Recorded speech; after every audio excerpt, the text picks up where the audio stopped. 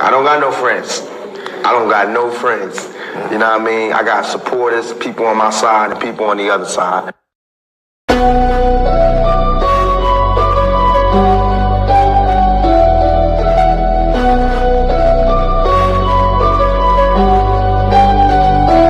Welcome to the shift where the whole room glows. DMG vibes got the city on go. Stand on what you know, every mind gon' grow. If you black, I'm with you, let the whole world know. Paradigm like, yo, shine just right.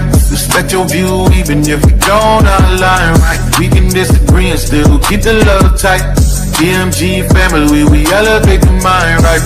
This that channel that be talking back, energy attack. Iron sharpens iron, watch the whole league react. Competition in the building, better tighten up your facts. We ain't clones, but we still mirror how you crack under impact. Every debate will work hot, spot a weak, rap fast. You live wrong, paradigm shift, and break your stance. I'm the judge, the jury, the pen, the contrast. My bars hit always like a quadruple, bottom to the shift, where the whole room glow. DMG vibes got the city on go. Stand on what you know, every mind gon' grow. If you black, I'm with you, let the whole world know. Paradigm light, yeah, we shine just right. Respect your view, even if we don't all align right. We can disagree and still keep the love tight. DMG family, we elevate the mind right. We invite every mind, long as you stand on yours. Walking with respect, leave with open doors. Channel stay lit, views jumping off from boards. STL bounce, yeah, the spot from the source. Competitors, welcome, step up, don't fold. We don't fear pressure, we refine under load. Thoughts heavy, we press them till the truth gets told. Shift so clean, if the platinum even willing to go. Come through correct, bring your logic and your proof. Speak your truth, just don't run from the truth.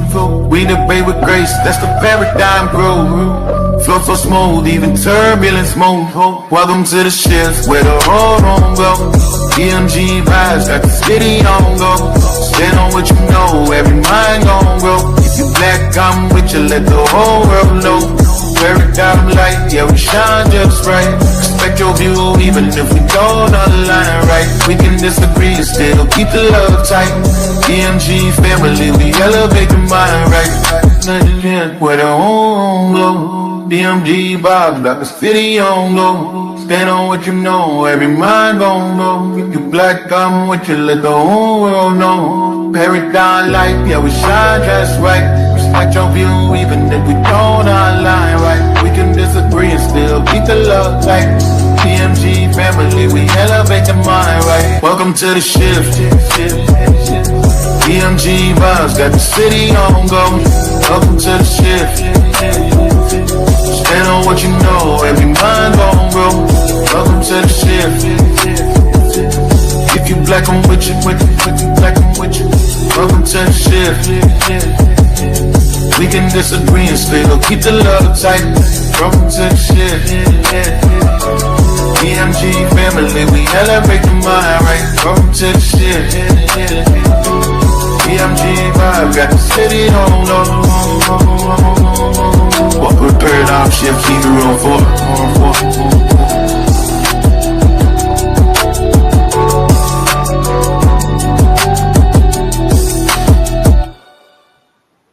Y'all know I say that greeting for one reason and one reason only. It's because if you black, I'm with you. And I hope that you with me.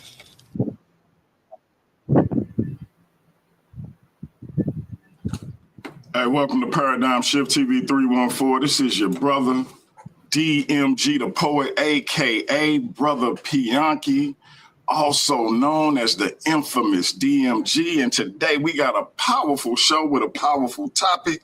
Yours truly will be having one of those rare occasions where I jump into the ring and I do have a worthy opponent, the brother known as King J. Now, before we get into our spiel, y'all know I got to do my spiel. Allow me to say, God bless to all my Christian brothers and sisters, Hotep to all my Kemetic brothers and sisters. I want to say shalom to all my Israelite brothers and sisters. Assalamu alaikum to all my brothers and sisters in the NOI and Islam, period. I want to say Islam to all my Moorish brothers and sisters. Peace to all my brothers and sisters in the nations of God and earth, them 5%ers. I want to say salute to all my Abo brothers and sisters. Shout out to all my atheist brothers and sisters. I want to say bless up to all my Rasta brothers and sisters.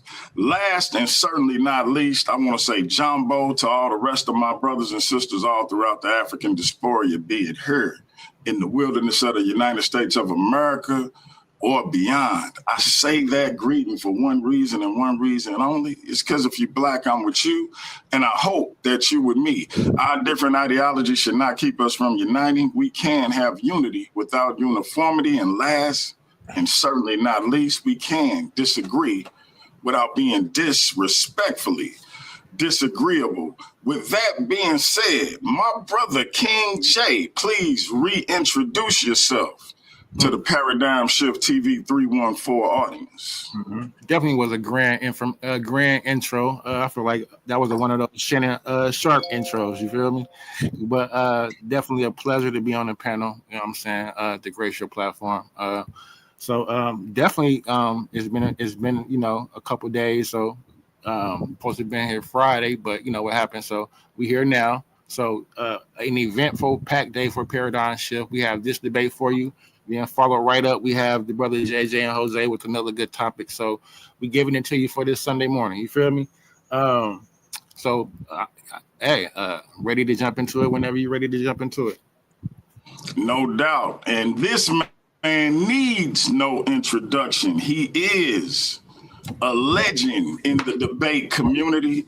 He is the mighty Mandinka Molly, aka JJ7K, and he is the current Paradigm Shift TV 314 debate champ. Please reintroduce yourself, my brother. All right, man. Thank you for that beautiful entrance. You know what I'm saying? That introduction there. That's right. The champ is here. The champ is back. But you know what? You ain't got to worry about it today, both of you debaters, because the champ is the host. I'm the host today, so you ain't got to hide your PowerPoint from me. That's right. Hey, shout out to my wife, my queen, Jenny Hayes. Shout out to the Lions Den, Paradigm Shift, and the rest of the team. This is a grand topic today. Was Christianity forced on enslaved African Americans? Both of these brothers finna get in the ring. They're finna bring their sources, their references, their PowerPoint, Chicago style citations, peer review articles. That is a qualification when it comes time to these debates nowadays. Let's get it. You hear me, ladies and gentlemen?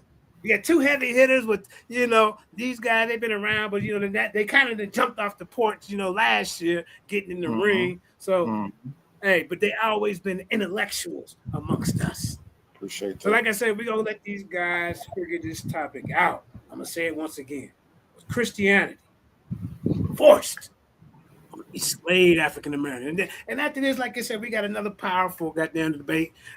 Dang on debate. Hey, the people's champ, the 314 champ, the two-time HOK champ, and the celt of the HOK. It's getting back in the ring, defending the belt. You know, hey, they've been running and hiding, slipping and sliding, and scrambling and scraping to get away from JJ. Finally, somebody stepped up to the forefront. This ain't about me, y'all. This is about these two competitors right here. So, hey, am I the timekeeper too? You didn't tell me about that. Am I the timekeeper? I guess I can be. Yes, sir. Yes, sir. Yes, sir. Yes, sir. Yes, sir. A couple hours, I'm going to get into the Yes, sir. You the jack of all. We'll get into this. So look. Hey, no profanity. No profanity. I got church folk watching now. No profanity. All right. Yeah. Let's get it. No profanity. You hear me? So listen. So I'm gonna tell you the format. Right. We're gonna have a 5-minute opening, ladies and gentlemen, from both competitors, and then we're gonna have both of them will have 2 15-minute rounds apiece. I guess within that 15 minutes, they can kind of rebuttal each other, and then I don't know. And then after that, they're gonna have 5 questions. They're gonna have 5 questions, and then they're gonna do their 5-minute. 3 questions. 3 questions. And then we're gonna go to the audience. Oh, excuse me. 3 questions. Then we're gonna go to the audience. So. The affirmative is Brother King J. Yes, You know, yes. he's going to come out. His affirmative position was Christianity forced upon enslaved Yes, sir. African Americans. Yes, So sir. whenever you brothers ready, I get a clock going, and we're gonna Let's get this go. show on the road. And like I say, after this, hey, stay tuned because we got another powerful debate. Go ahead, Al. All right, I'm So gonna let me mute know when out. you're ready. I get my clock out. Go I'm ahead gonna and mute out, and King J gonna do his minute open. go ahead and get it out. I'm ready. Mute out too. All right, let me know when I can go. It's on you, my brother. All right, No, that's on JJ and because he keeping start your time. time. Let's Yeah. go. All right. Your time starts now. The title of today's debate is simple, direct, and historically absolute. Was Christianity forced upon African slaves? My opponent enters this room prepared to argue a romanticized, ahistorical fantasy. He is going to try to convince you that forced conversion, because that is the topic, was Christianity forced upon African slaves, was forced conversion. He's going to try to convince you that forced conversion is a theological impossibility, right? He's going to try to convince you that you have to believe the doctrine in order to be forcefully converted, right? He will argue that to be a Christian, you must possess an internal intellectual understanding of doctrine, catechism, and scripture, right? He's going to argue that you must know the doctrine, right? Furthermore, to escape the bloody tracks of history, he may attempt a desperate semantic trap, claiming that the Roman Catholic Church that built the transatlantic slave trade wasn't really Christianity, right? We ready for that. We're going to get ready to that out the door, right? Let us dismantle that historical illiteracy out the gate. In antiquity, Catholic and Christian were identical synonyms. They're synonymous, right? The word comes from the Greek katholikos. Might be not pronouncing that correct, but meaning universal. So in 110 AD, St. Ignatius, a direct disciple of the Apostle John, wrote, "Wherever Jesus Christ is, there is the Catholic Church. There's the Catholic Church." In 325 AD, the Council of Nicaea, which codified the Trinity and the divinity of Christ, concluded its creed by explicitly invoking the authority of the Catholic and Apostolic Church.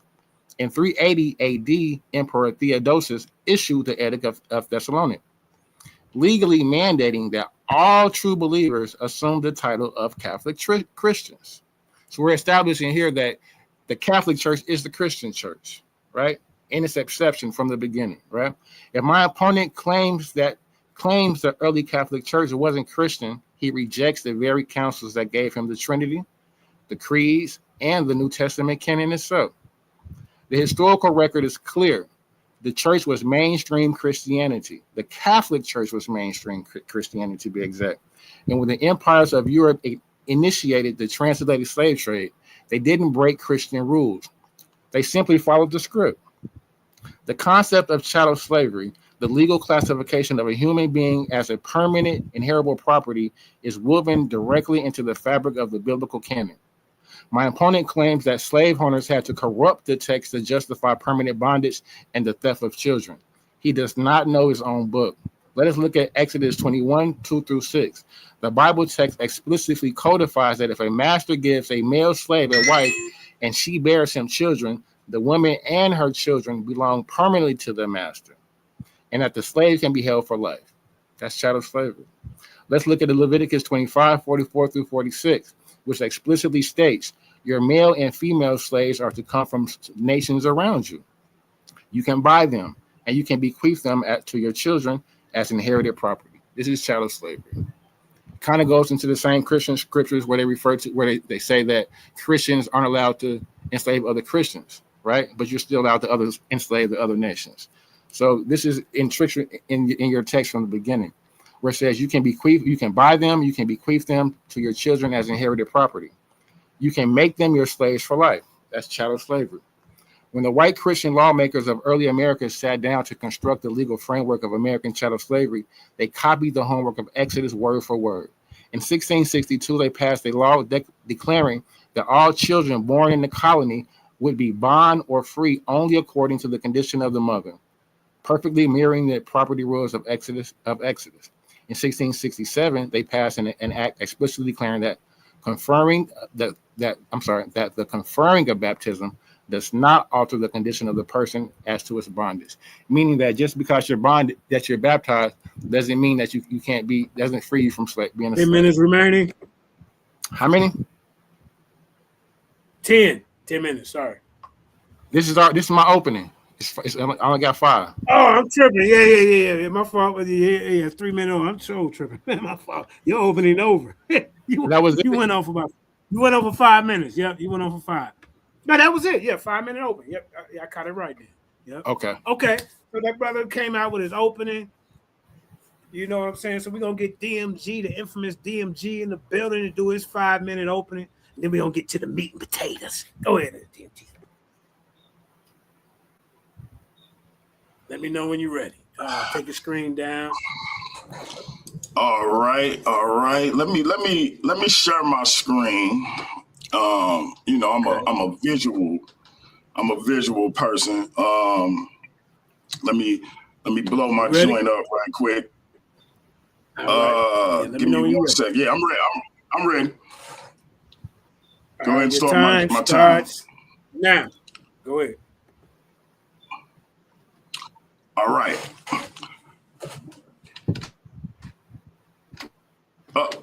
Stop my time. My bad. Yeah, go ahead. Whenever you're ready, go ahead.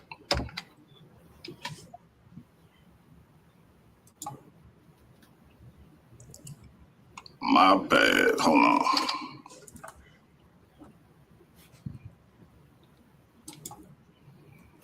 Everybody hit that like, share, and subscribe, man. All right, we good. Start my time. All right, your time starts now. Start my time. We good. All right. Today's question is not whether slavery was evil. It was. The question is not whether slaveholders abused the Bible. Many did. The question before us is this: was Christianity itself forced upon African American slaves? To answer that, we must first define Christianity. According to mainstream scholars, Christianity is the religion based on the life, teachings, death, and resurrection of Jesus Christ. Therefore, Christianity must be judged by the teachings of Christ, not by the sinful actions of those who claimed his name. Throughout this debate, I will demonstrate 3 things. First, Jesus never commanded his followers to convert people through force, violence, or slavery. Instead, he taught us to love our neighbor, treat others as we wish to be treated, and proclaim liberty to the oppressed. Second, while slaveholders often attempted to use religion as a tool of control, enslaved Africans distinguished between the religion of the slaveholder and the teachings of Christ. They formed the invisible institution, embraced the Bible's message of hope and deliverance, and eventually built the Black church on their own understanding of the gospel.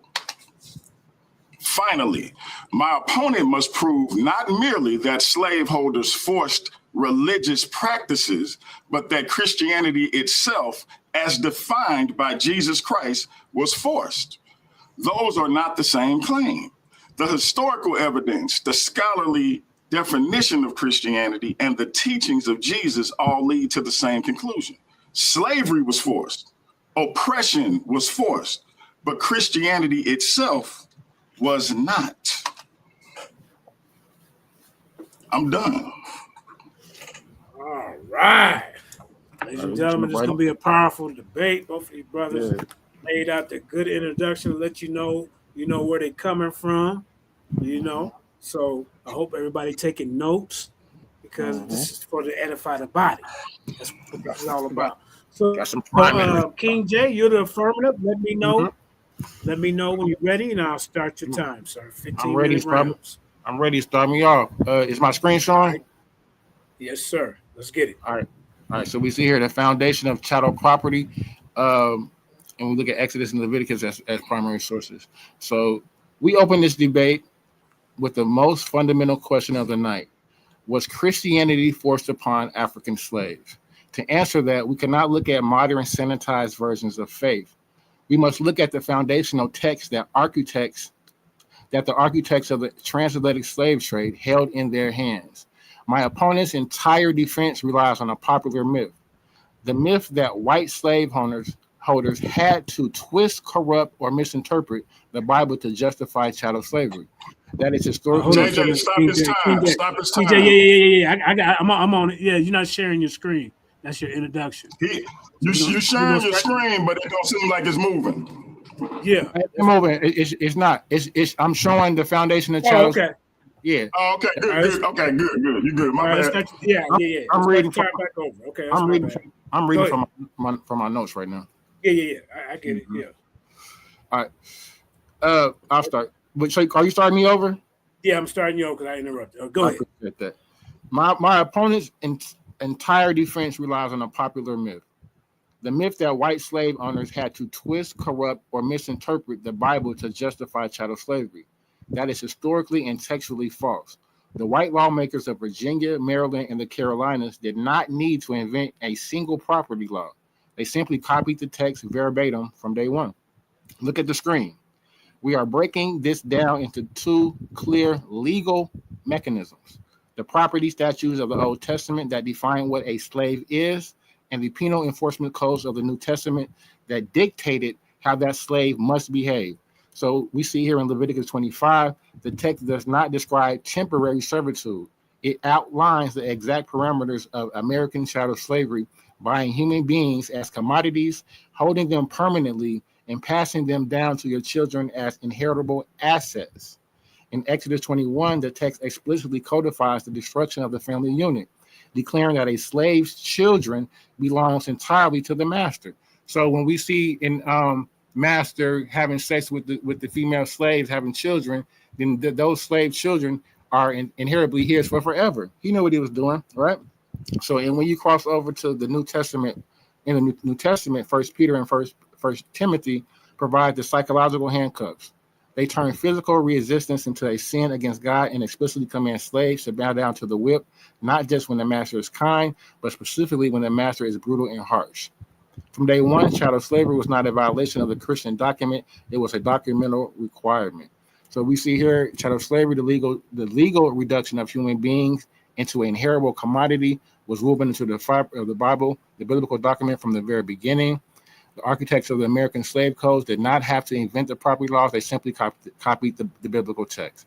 So we see here in the Exodus and Leviticus, the framework where it says, literally what it says. So to ensure this property remains submissive, the New Testament provided the penal code, the penal T. 1 Timothy 6:1 commands slaves to count their masters worthy of all honor so that God's name isn't blasphemy.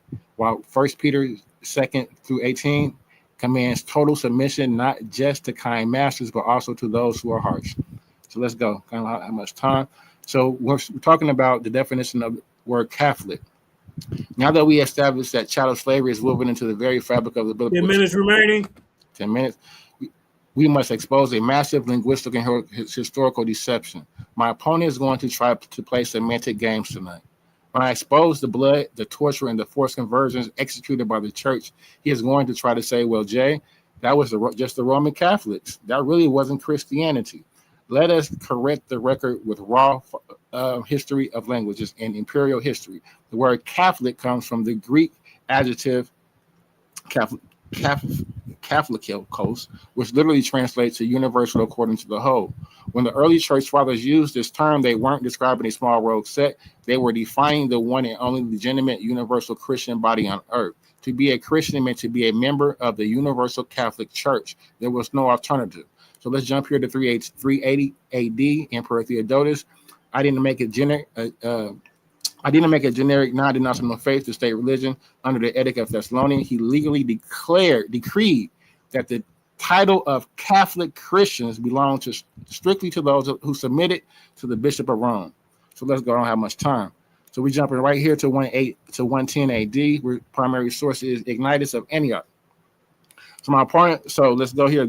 The earliest recorded use of the term comes from Saint Ignatius, a disciple of the Apostle John, writing on his way to martyrdom in Rome. Wherever the bishop shall appear, let the multitude also be. Even as wherever Jesus Christ is, there is a Catholic Church. letter to the Smyrnians. Chapter 8. If the Catholic Church isn't Christian, then a direct disciple of the Apostle John didn't really know what Christianity was, is what the brother will probably try to argue. So let's jump straight here to the Nicene Creed. Now we move to 325 AD, the Council of Nicaea. My opponent wants you to believe that Christian doctrine is a natural, self-evident truth found cleanly in the scriptures. History shows us a completely different reality. Christian doctrine was manufactured, standardized, and legally enforced by the political empire. Before 325 AD, early followers of the church were radically divided. There were dozens of factions with completely different views on who Jesus actually was. Some believe he wasn't God at all. Others believe he was a separate, lesser created being. It was absolute theological chaos. Here comes the Roman Emperor Constantine the Great. He didn't just care about saving souls. He cared about saving the fractured empire. He needed political stability. So what did he do? He unified the religion to glue the empire together. He summoned 300 bishops to Nicaea, paid for the travel out of blah, blah, blah, and ordered them to standardize the faith. The result of that was the Nicene Creed we have here in 325. The result of the Nicene Creed, a foundational statement of faith that defines the Trinity. But pay close attention to the final lines of the original 325 AD document, which apologists love to skip over. They are called the anathemas.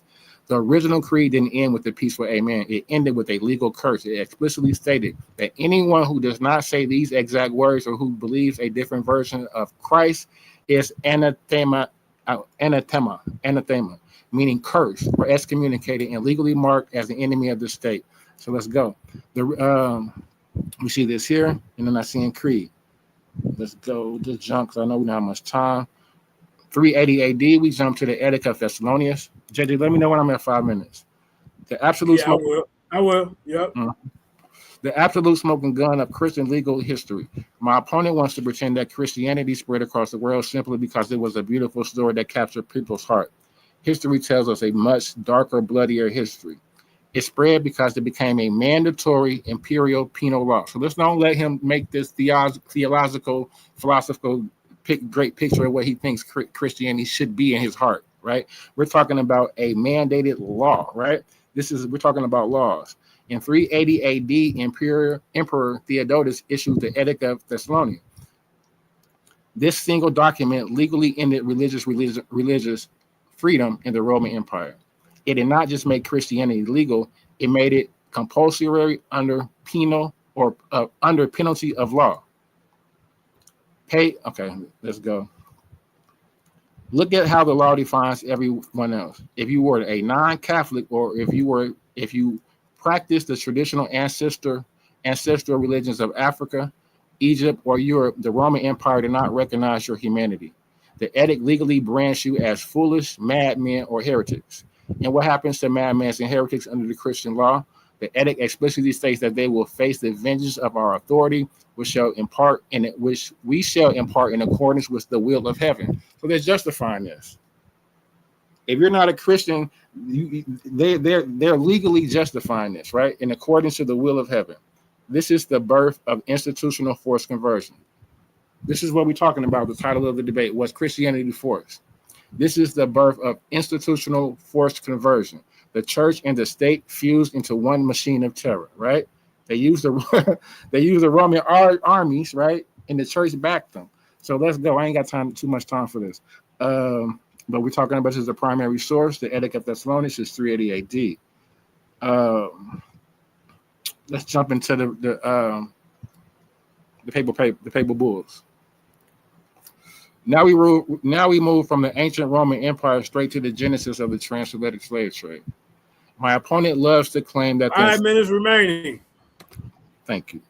My opponent loves to claim that the enslavement of African people was a secular economic crime committed by greedy merchants in spite of Christian teachings. History desperately eradicates that lie. Decades before a single slave ship crossed the Atlantic, the supreme head of the Christian world, the Vicar of Christ, Pope Nicholas X, issued a series of binding international decrees known as papal bulls. These documents provided the absolute legal, moral, and theological framework for the global slave trade. In 1452, Pope Nicholas X issued Dum Diversas. Look at the terrifying language on the screen. This is the actual primary or facsimile of it. He gave King Alfonso of Portugal explicit divine authority to invade non-Christian lands, capture the inhabitants, and reduce their persons to perpetual slavery. This is the direct institutional birth of modern chattel slavery, signed with the ring of the fisherman. 3 years later, in 1455, the Pope doubled down with the Roman Pontifice. This document wasn't just about theology; it was an imperial real estate deed, right? So we're not talking about theology here, DMG. The Pope granted Portugal a total monopoly over the entire coast of West Africa. He declared that everything south of Cape Bajador belonged to the Portuguese crown, explicitly stating that capturing and enslaving Africans was a righteous act because it brought heathens under the spiritual domain of the Christian church. So let's pay close attention to the spiritual blackmail used here. The Vatican legally framed the total destruction of African sovereign nations, the theft of their land, and the branding of their bodies as a holy crusade. They explicitly stated that reducing people to permanent chattel slavery was the necessary prerequisite to their forced conversion. The church did not inherit a slave trade that already existed. The Christian church authorized and engineered it from the throne of the Vatican. And here we see more about, I'm not going to go into it because I know my time is ending, but here we see more about the actual the act itself, the Dum Diversas. Because the slavery was already sanctified in the text, it was easily operationalized as international law by the highest authorities of the Christian church. We jump here to the Roman Pontifice. I think I'm going to save this forced conversion for my next slides to start off with, so I won't get into it. So I yield. I'm pretty sure my time was almost up. Right, you left 2 minutes and 30 seconds on the table, ladies and left gentlemen. 2 minutes? Oh no! Let me get them 2 minutes. 2 minutes? Yeah, No. okay. Yeah, let me get them 2 minutes. My bad. Okay, so forced conversion. Definitions here of the debate. Forced conversion is a compulsory imposition of a religious identity and legal status upon an individual or population through state-sanctified violence. This is what we're talking about here. Was Christianity forced? Right? Forced conversion is a compulsory imposition of a religious identity and legal status upon an individual or population through state sanction. It has to be state sanctioned. Violence, imperial decrees, or institutional coercion, completely independent of the subject's intellectual consent, linguistic comprehension, or theological knowledge. He ain't got to know. You don't have to know the doctrine to be you're forcefully conversed. That's the whole point. They don't want you to know. And we're going to find out, we're going to go into more of that later about why they don't want you to know and why the slave master was the one who was the 1 minute remaining. Was the one orally telling you the Bible, keeping you illiterate, right? For these explicit reasons. Under the definition, forced conversion is a jurisdictional capture. When the Portuguese crown or the Virginia Assembly mandated baptism, they were not initiating a spiritual transformation. They were executing a legal maneuver. The sacrament was a state mechanism used to bring an African body under the penal jurisdiction of Christian courts like the Inquisition and the financial framework of the empire. As the 1621 Inquisition ruling proved, the state legally imputed the identity of Christian onto the slave, making their actual understanding of the doctrine entirely irrelevant. I yield. And time. Left 30 seconds on the table. All right, ladies and gentlemen, King J has presented his premise. He laid it out on the line. He went back into history, Nicene Creed. You know what I'm saying? The brother came in. He came in prepared. That's up to the infamous DMG to attack this premise. So DMG, let me know when you're ready to get it in, brother. Yeah, give me 1 second, man. Give me 1 second. Hit that like, share, subscribe, man. Yeah. Paradigm Shift 314. You know, subscribe to the channel, man. We got a whole bunch of debates going on. You know how we do. But hey, brother DMG, King J, powerful information. As a matter of fact, DMG has fell off. So I will let everybody know what's going on later on today. It's going to be a bloodbath. Wait a minute, JJ. The brother is fighting against the consensus textbooks. He fell off. Hold on. Let me get into the promo. I knocked him out. You all right? You That was a knockout. He said he knocked him out. I knocked him out. knocked him out. So That was a knockout. DMG has went and called a friend, ladies and gentlemen, according to King J. Wait, he heard that for his round. He said, "Wait, I got technical difficulties." He didn't went and call a lifeline. Call a buddy. I hope that ain't what's going on, DMG. You better be ready for this type of information. You in here with some of the big dogs and debates. Let's go. KJ, turn on your camera and flex on him for a second. We got to get him up here. Yo, hold on. Yeah, turn on your camera and flex on him, KJ. He said, KJ, and that's how I do a debate. Somebody fall off. That's right. There you go, KJ. He didn't went home. He didn't went to church. Knocked him out. Oh, there you go. All right, here. Yeah, nah. Listen. He said he knocked you out. You called a friend. You had some love taps, man. But unless you knock my internet out, you ain't knock me out. Yeah, you had some love taps. Yeah, I don't know what it is though. Every time I try to shut my screen, I start having issues. Type shit. Let me see. Yeah, StreamYard is acting up, ladies and gentlemen. Last couple of days, StreamYard has been acting up, but hopefully everything pan out. Everything y'all loud and clear. For sure. Maybe if you turn your camera off or whatever, I don't know. So that's what they tell me. All right, so we got the brother DMG in the building, the CEO of the Paradigm Shift TV. So let me know when you're ready. So listen, so we can get it in. You ready? I'm ready. Go ahead and start my time. Your time starts now. My brother seems to have an issue as it relates to, understanding what Christianity is and what Christianity ain't. So I'm gonna help him out. That's my little bro, because I think my brother a youngster, man. I'll be 50 in October. So it's my job to educate these youngsters. You feel me?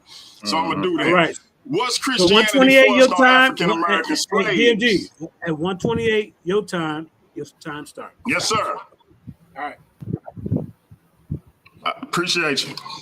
Yep. Was Christianity forced on African American slaves? A historical examination by yours truly, the infamous DMG, the real black existentialist.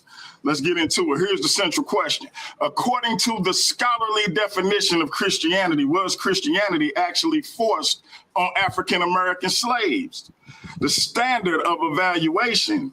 This presentation distinguishes between Christianity as defined by historians and theologians. See, the brother thought I was just coming from a theological standpoint. No, I'm coming from a historical standpoint as well, because what he described wasn't Christianity. But we're going to talk about it. The misuse, I'm going to say it again, the misuse of biblical texts by slaveholders. Historical evidence regarding conversion among enslaved Africans. And you got the citations at the bottom. I want everybody to look at the bottom of each page for the citations so I don't have to keep stopping to read them. But the citations I use are at the bottom of every page. Pause if you have to, but check those out. But again, the misuse of biblical texts by slaveholders. Historical evidence regarding conversion among enslaved Africans. Let's go. What is Christianity? Before evaluating whether Christianity was forced, Christianity must first be defined. Historian Yaroslav Perkelin defines Christianity as the historic faith centered upon Jesus Christ as proclaimed by the apostles and preserved through the canonical scriptures. Theologian Alistair McGrath identifies Christianity by Jesus Christ, his death and resurrection, salvation through Christ, the authority of the Old and New Testament, Christian discipleship. Christianity, therefore, consists of the entire biblical message, not isolated verses or political systems. Because see, my brother talked a lot about political systems. He talked a lot about political systems, but he ain't talked much about Christianity. But let's continue. Key question.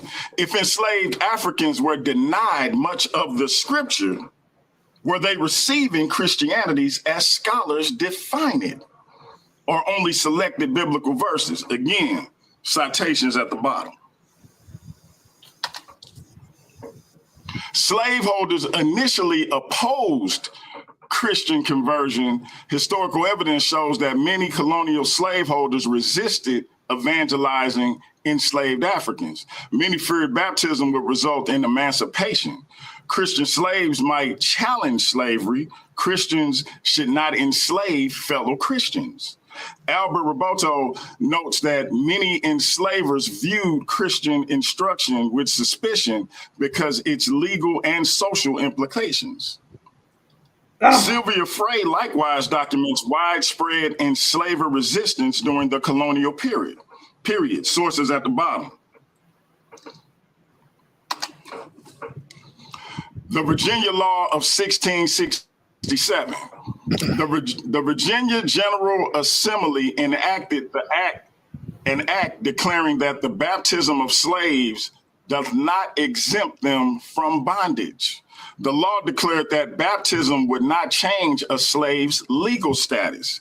This law exists because many slaveholders feared Christian baptism could lead to freedom. If Christianity was forced upon enslaved Africans, such legislation would not have been necessary. Primary historical source, the Virginia State Assembly. Again, it's at the bottom. Let me hide this. All right. Enslaved Africans were denied the full Bible. Throughout American slavery, literacy laws prohibited slaves from reading. Bible ownership was prohibited. Religious instruction often emphasized only obedience passages. 10 minutes remaining. Sources, again, at the bottom. Appreciate it. Enslaved Africa. Oh, my bad.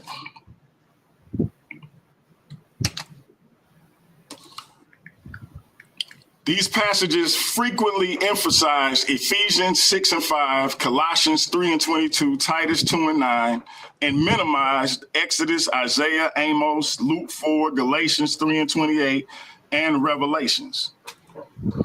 Eugene Genovese argues enslaved African-American Christians developed biblical theology distinct from the enslaver. Christianity versus selective biblical instruction. Christianity includes the entire biblical narrative centered upon Jesus Christ. Slaveholders frequently emphasized obedience while minimizing themes of redemption, liberation, justice, and equality. God's deliverance of Israel, Roboto, concludes enslaved Africans reconstructed Christianity around biblical deliverance rather than planter theology. Important distinction. Misusing scripture is not equivalent to Christianity itself.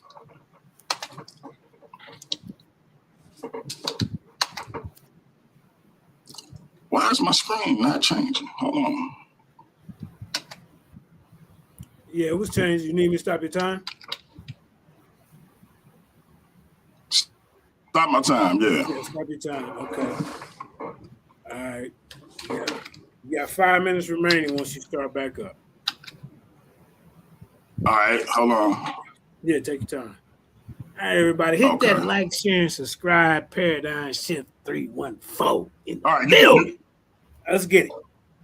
Yeah, it's 12:20 my time. You can start it back up. I think I'm back where I was. Excuse me. All right. No, you got 8 more minutes. My bad. The Second Great Awakening. You got 8 more minutes. All right, cool. The Second Great Awakening. Following 1800. Okay. The Second Great Awakening. Following 1800, revival movements spread throughout the South. Missionaries increasingly preached repentance, salvation, resurrection, grace, and the gospel. Nathan Hatch argues that these revivals democratized American Christianity and greatly increased African American participation. Large numbers of enslaved African Americans voluntarily converted during this period. I want to emphasize what I just said. Voluntarily converted during this period. So that means they hadn't converted, forced or otherwise, previous to that. The invisible institution. Enslaved Africans secretly gathered in forests, bush harbors, arbors, swamps, and secluded cabins. Despite risking whippings, imprisonment, sale, and death. These meetings included preaching, prayer, scripture, communion, and spiritual songs.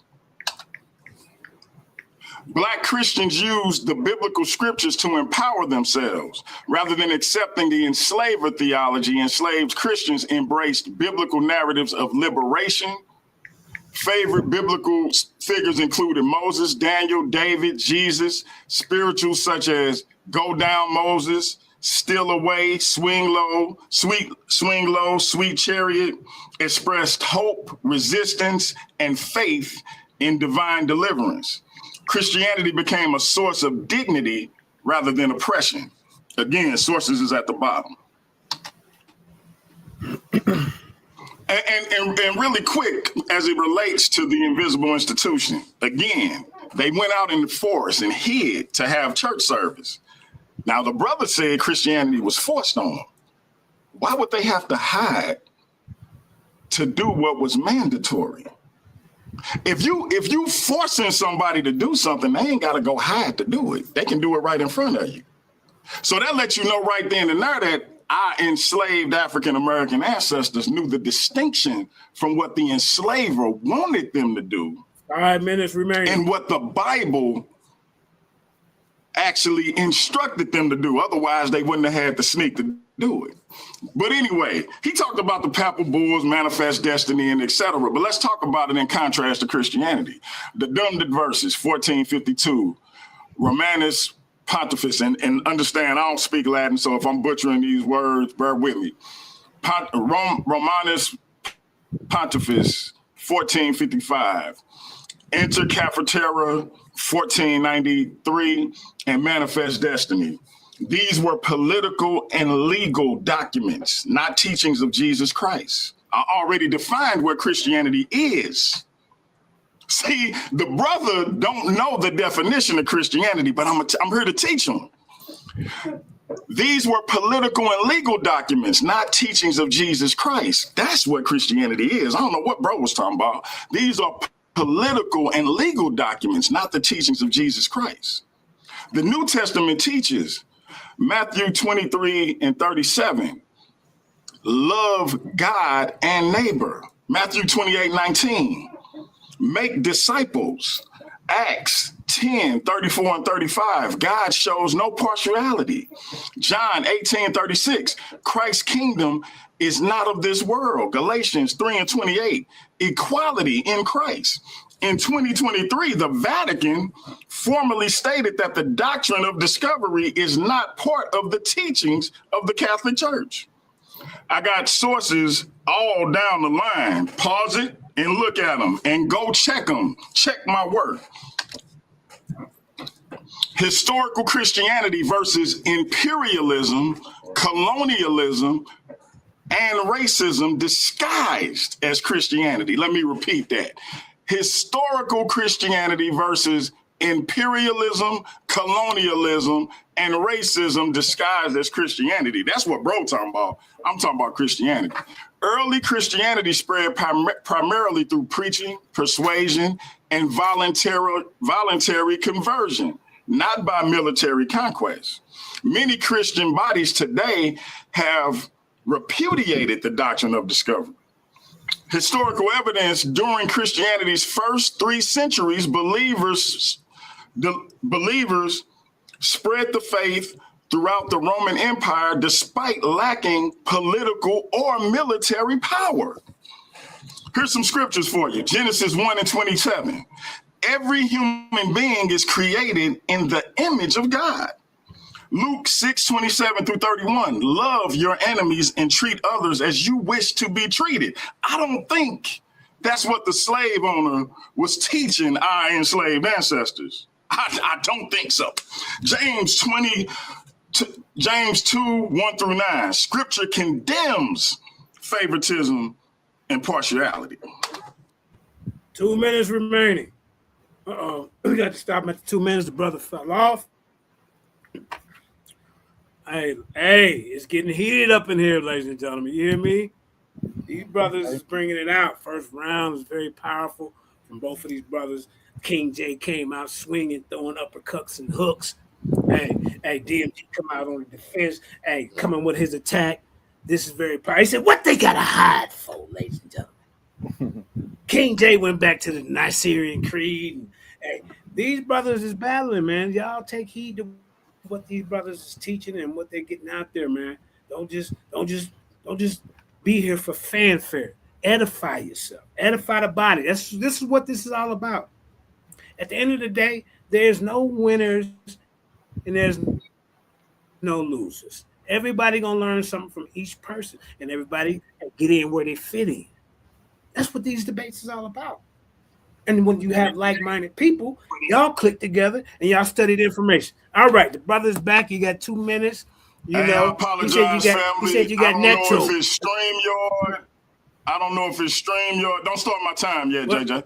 I don't know if it's StreamYard. Yeah. I don't know if it's my internet. But y'all bear with a brother. Let me get my joint back up. Yeah, get it back together, man. Hey, King J, tell him instead of getting Netro PCS, he should got Metro PCS. I don't know what's going on with the brothers trying to save $1 or $2. You get what you pay for. You hear me, ladies? Hey, you get what you pay for. Jose Francis, you over there with that Noose Mobile. You better get your Boost Mobile. All right, so infamous DMG is back. He's back. Oh, What you say, Boost Mobile? Look, I'm gonna try this again. Let me see what's happening. We Let got me see Deuce what's happening. All right. All right, Hold on. This just delayed the butt whooping that I'm about to put on Jose Vega Francis in the next debate. You hear me, ladies and gentlemen? He just buying you some time, Francis. I'm letting you know. You know. But hey, man, I'm enjoying this debate, man. Both of these brothers is bringing some good information. And like I say, man, hey, everybody that's out here watching, please share this to Facebook, your TikTok, and your Instagram. If you can share it to Clubhouse, just play the recording, all of that. That's what we're here for, is to edify the body. Yeah, that's right. So yeah, man, great debate going on. Last night was full of activities, and there's some good debates that's going on in the community. This is what we need to get back to, these great debates, getting the information out there. Everybody stop taking this so personal. You know? Exactly. All right, let me try this again. Man. I think King Jaden called my internet provider and said, "Hey man, I gotta right. You know what I mean? Hey, King J, I'm on to you, bro. I'm on to you." when do you like that? All right, let me try this again. Yeah, try it again. You got 2 minutes remaining when you get back. All right. You know. But yeah, man. All right, here we go. You finna get right in? All right, here we go. Let me finish. So, all right, screen is up. Start my time. There you go. During Christianity's first 3 centuries, believers spread the faith throughout the Roman Empire despite lacking political or military power. Remember, the brother was talking about something else. He was acting like Christianity always had this political power. And he keeps talking about Catholicism or the Catholic Church. That Catholic just means universal. See, what he talking about is the Roman Catholic Church, different thing. But that I'm here to teach the brother anyway. Genesis 1:27. Human beings, every human being is created in the image of God. Luke 6:27 through 31. Love your enemies and treat others as you wish to be treated. That ain't what the enslaver did to our African American ancestors. James 2:1 through 9. Scripture condemns favoritism and partiality. All right. Neither the papal bulls, because this is what the brother keep referring to as if it's Christianity when it ain't. Neither the papal bulls nor manifest destiny should be confused with Christianity itself. Both emerge from specific political and imperial contexts. Measured against the teaching of Jesus Christ, they fail on several grounds. They replace love with domination. They justified conquest instead of service. They elevated national or empirical interest above human equality. They sanctioned coercion, where Christ commanded discipleship through proclamation. They contradicted the biblical affirmation that every human bears God's image. That's the first round. I'm done for now. Time. Oh, man. Time. Okay. Hear me, ladies and gentlemen? It go. is time for the second round. Both of these brothers did pretty good in the first. You know, hey, we'll give a shout out to everybody that's watching, man. Stay tuned later on. Are you not entertained? Turn it up. Right, King J. Mhm. This is your day. This is your time, brother. You let me For sure. know. I'm ready for you. I'm ready. Hold up, don't start it. Don't start his time yet. Don't start his time yet. You know what I mean? Don't start his time yet. You don't get no more time, DMG. Now, if you ask for Are you not entertained? Are you not entertained? Let's go. Let's go. Is this not why you are here? Right here. Turn them up. Is this not why you're here? I had to play that right quick. Go ahead. I'm muting out. Yeah. If I had the buttons to do it, I would do it. I would have did it too. All right. So like I say, ladies and gentlemen, man, this is a powerful debate. We got King J on deck again. You know what I'm saying? Second round, about to get it in. Grab your paper, grab your pen. Let the scholars get it in. Bars from Sister Karima. Go ahead. Let's go. My screen sharing, the chattel slavery. Well, no, we just see the same one you had earlier. It says it's a sentence. Well, it's one sentence up here. I don't know if you need to go in and come out. Does But it say chattel slavery? no, sir. It says was Christianity forced upon African slaves. Are you still y'all been stuck on that slave? Yeah, it's been stuck on that for you. Yeah. So if you need to So you're not seeing somebody. No, I'm on it right now. It's sliding. Hold on. Oh, you seeing that Okay. one? Hey, hold on, my bad. Hold on. Let me stop sharing that. Yeah, through your whole first. Okay, yeah. All right. That's the one you seeing. Hold on. This is what y'all seeing. Hold on, real quick.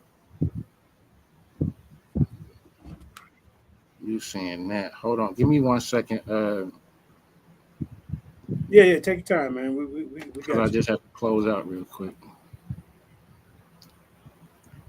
Because that whole time I did not know y'all was just watching that one slide. My bad. Give me 1 second. Yeah, I think me and DMG both told you earlier. If you didn't hear us, we apologize. Like I say, we keep things fair over here. Any other platform that I'm associated with. Table, sir. Yeah. We got a indigenous black man in the building, peeking around in the bushes, making sure ain't nobody regurgitate nothing he said.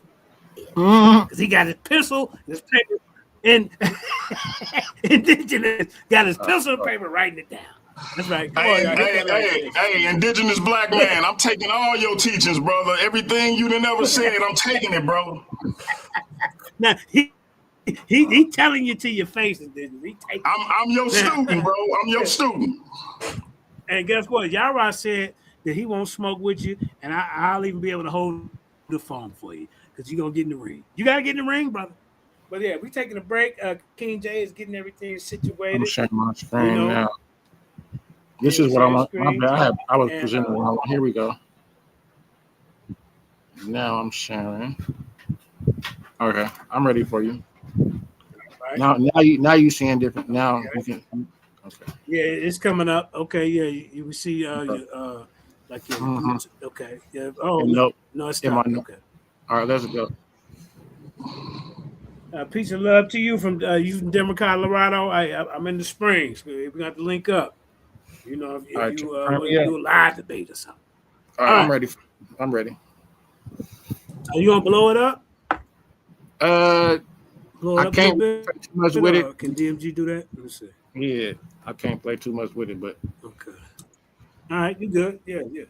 All right. yeah, And Hey, you your want me to make time it full starts screen? whenever you say, whenever you start speaking. maybe I can do whatever I want to, but I'm ready. All right, tell me where to go, That's pretty Judge. good right there. Let's get. Yep. Whenever you're ready, man, you start speaking. I got you. All Let's right, go. chattel slavery. Chattel slavery is a totalizing legal and economic system wherein a human being is classified under the law as personal property. Chattel, that's the definition.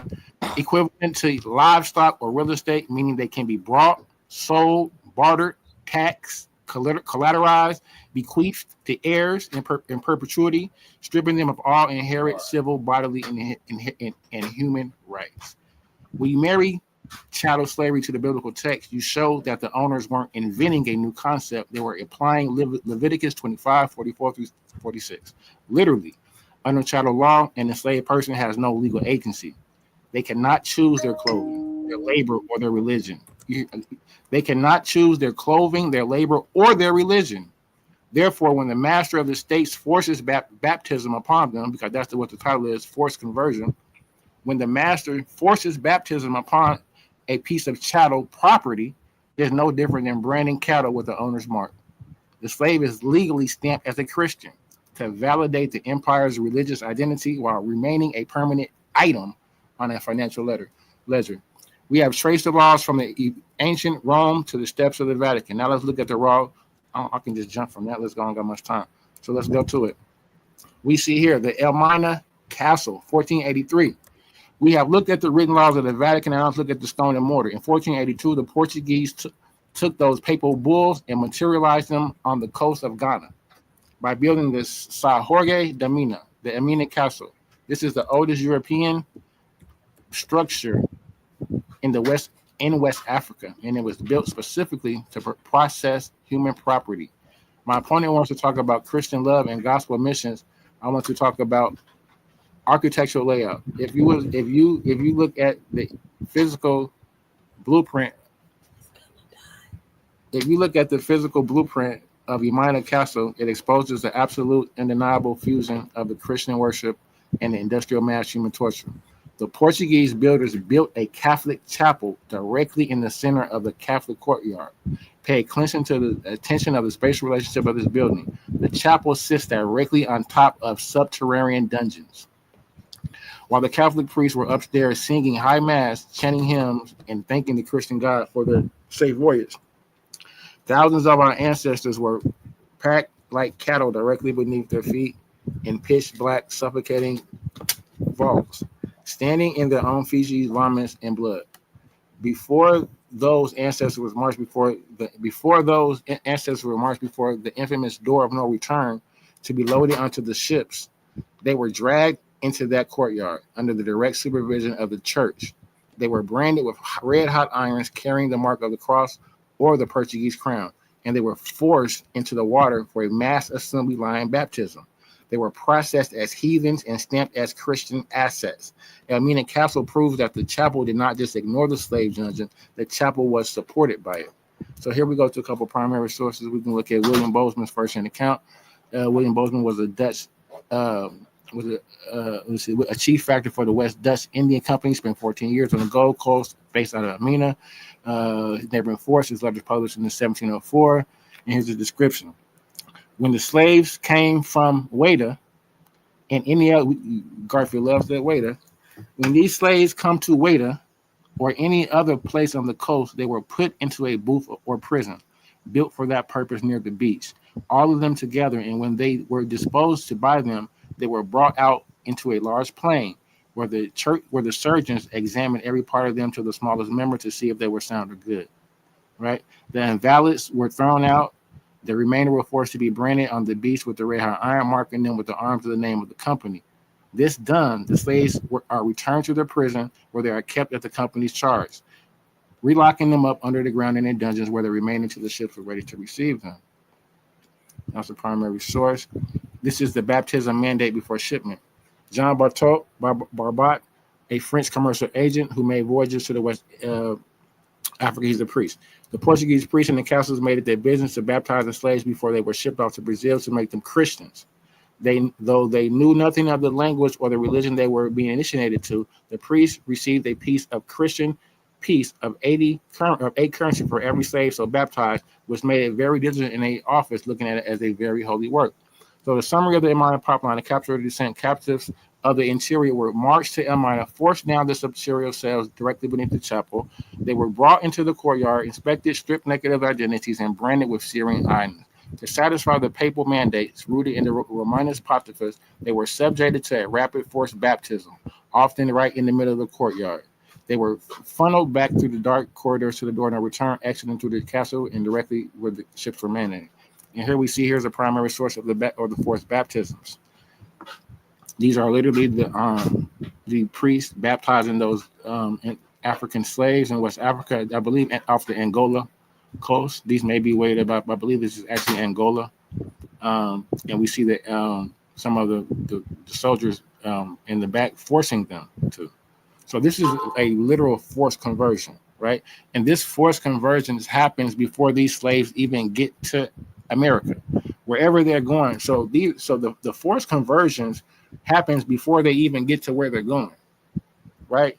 In West Africa, they're conquered and then they're baptized and they're Christians, right? So my opponent continues to retreat into abstract theology, claiming that the church wanted genuine spiritual converts. Let us look at the literal ground level of the trade in Angola, where the Portuguese operated as a massive assembly and line system of forced baptism. Look at the map and historical records of Moxima at the ports of Luanda. Before our ancestors were packed into the ships like the San Juan Bautista, they were marched through 9 minutes remaining. Okay.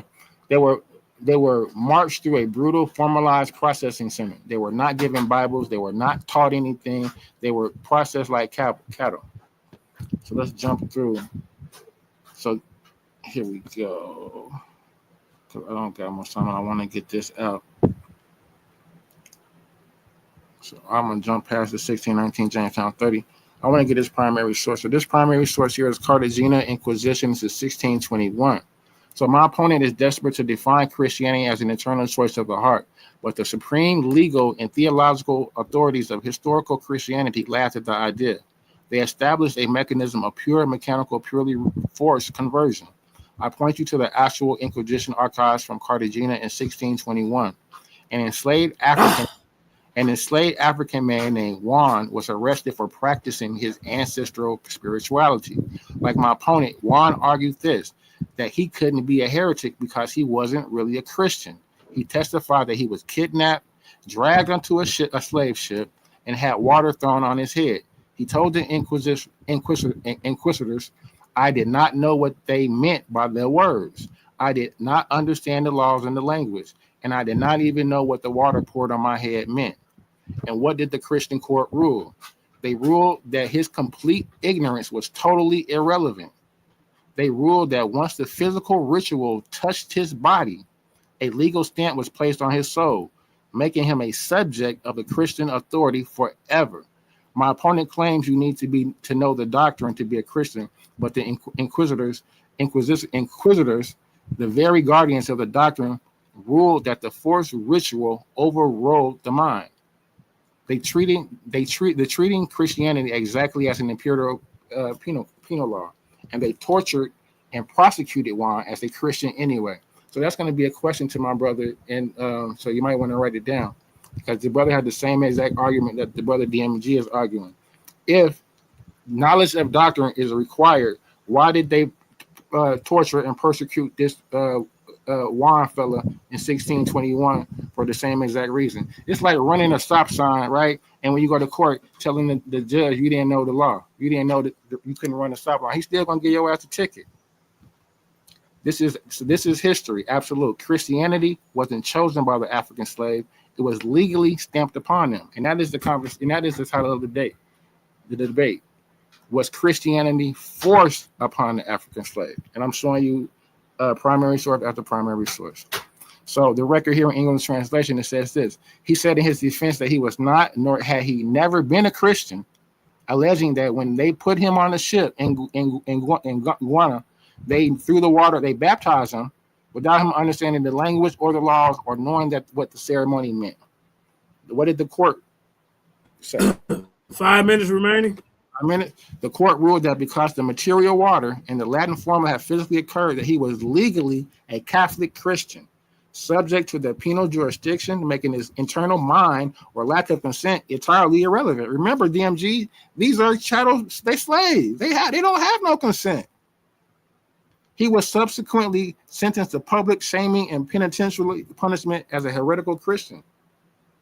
So I'm gonna ask you another question coming up too. That if they don't think they're Christians, why are they making it the laws in 1666 and 1662 and 1667, right? Saying that you can still be baptized and still be a slave. If they didn't think they was Christians. Think about that. Let's go. We're gonna talk about 1662 here, the Virginia Act itself, where it says. Some doubts have, this is the actual primary facsimile from the Virginia Grant. I can't spend too much time on this. She already went over it as well. But this is the biblical scripture that correlates. If you buy a Hebrew servant, he is to serve for 6 years. If he comes alone, he is to go free alone. But if his master gives him a wife and she bears him sons or daughter, the woman and their children shall belong to their master, and only the man shall go free. But if the servant plainly says, I love my master and my wife, and the children do not want to go free, then his master must take him before the judges. He should take him to the doorpost and bear his ear through with an awl. Then he should be his servant for life.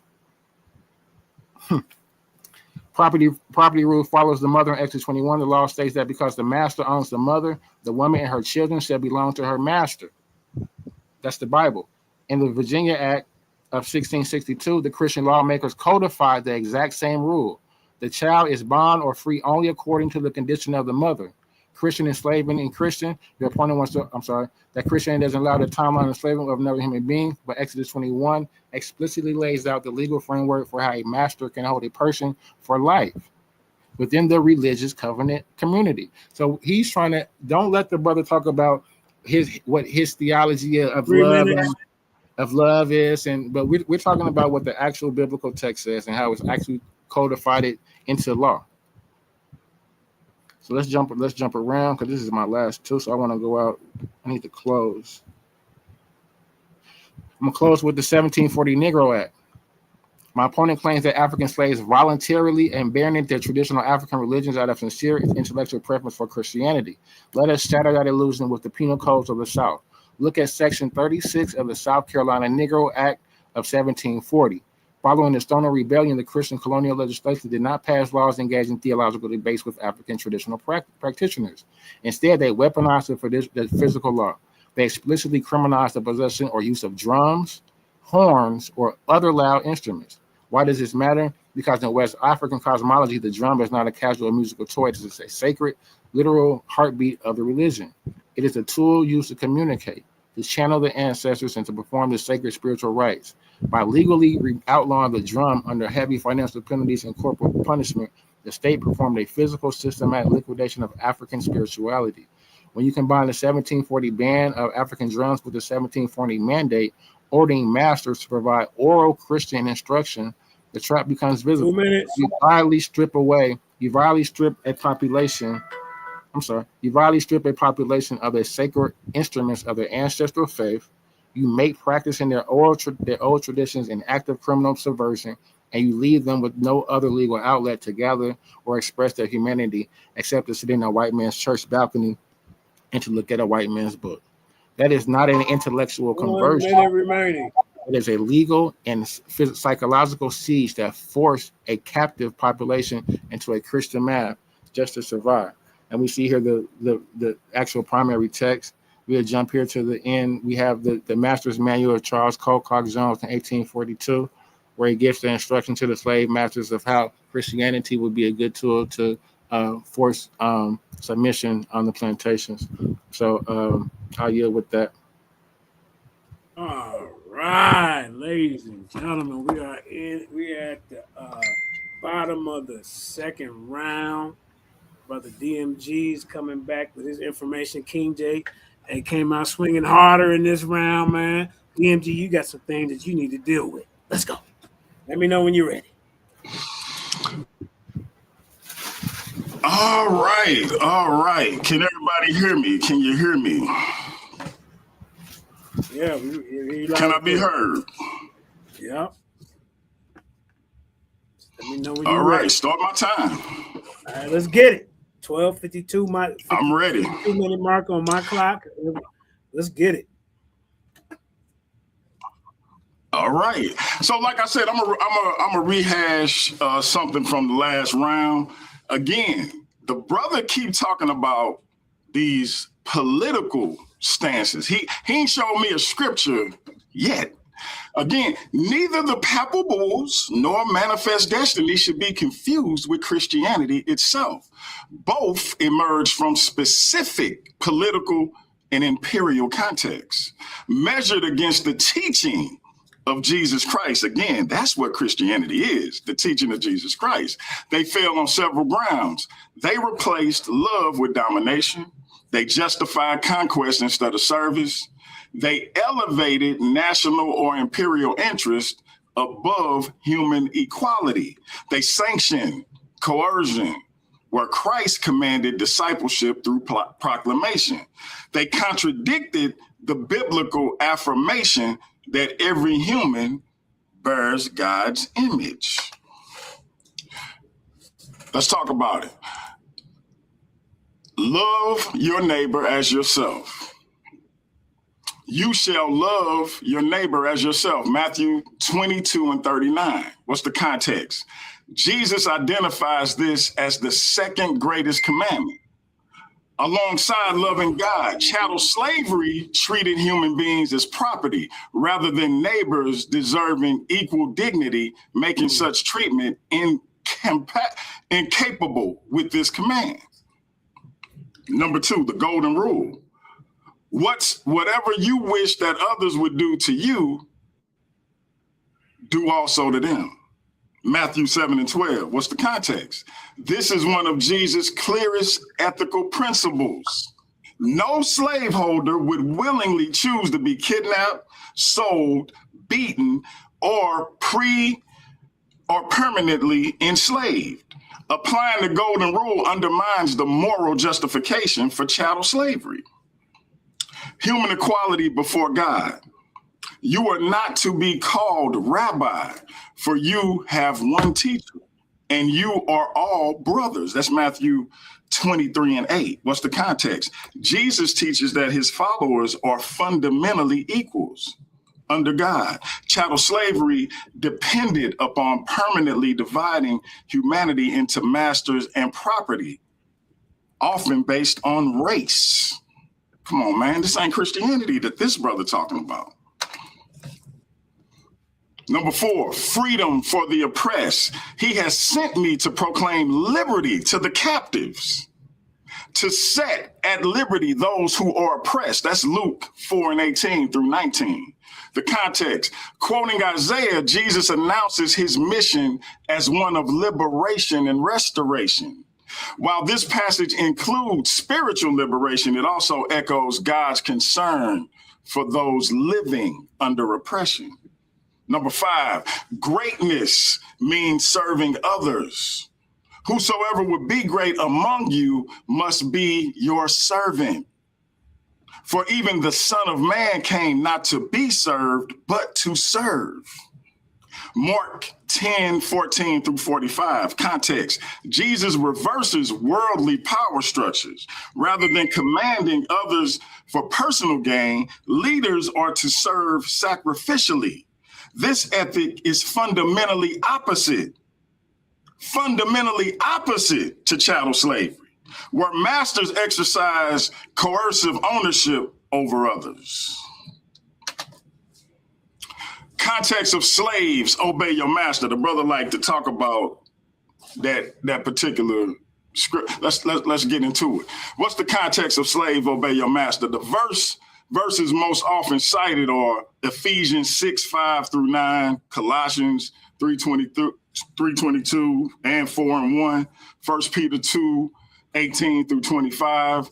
These passages were written by Paul the Apostle, and in 1 Peter traditionally attributed to Peter the Apostle, not by Jesus himself. That's number one.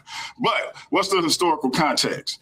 The Roman Empire already had millions of enslaved people.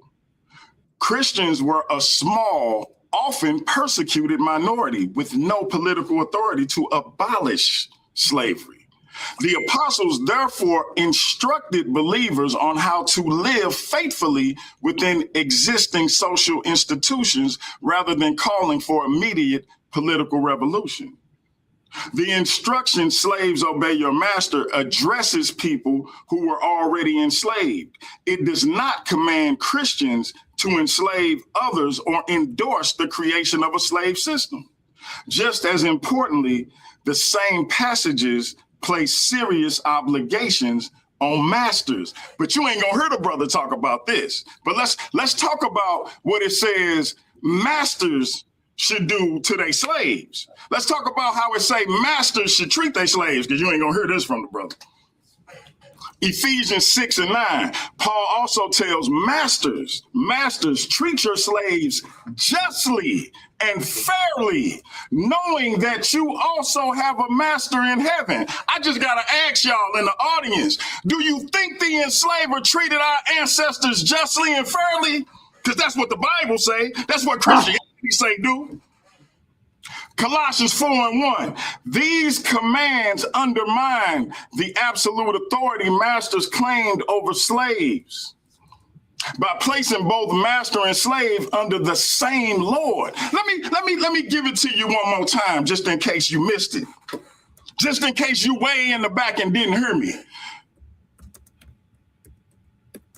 Masters, treat your slaves justly and fairly, knowing that you also have a master in heaven.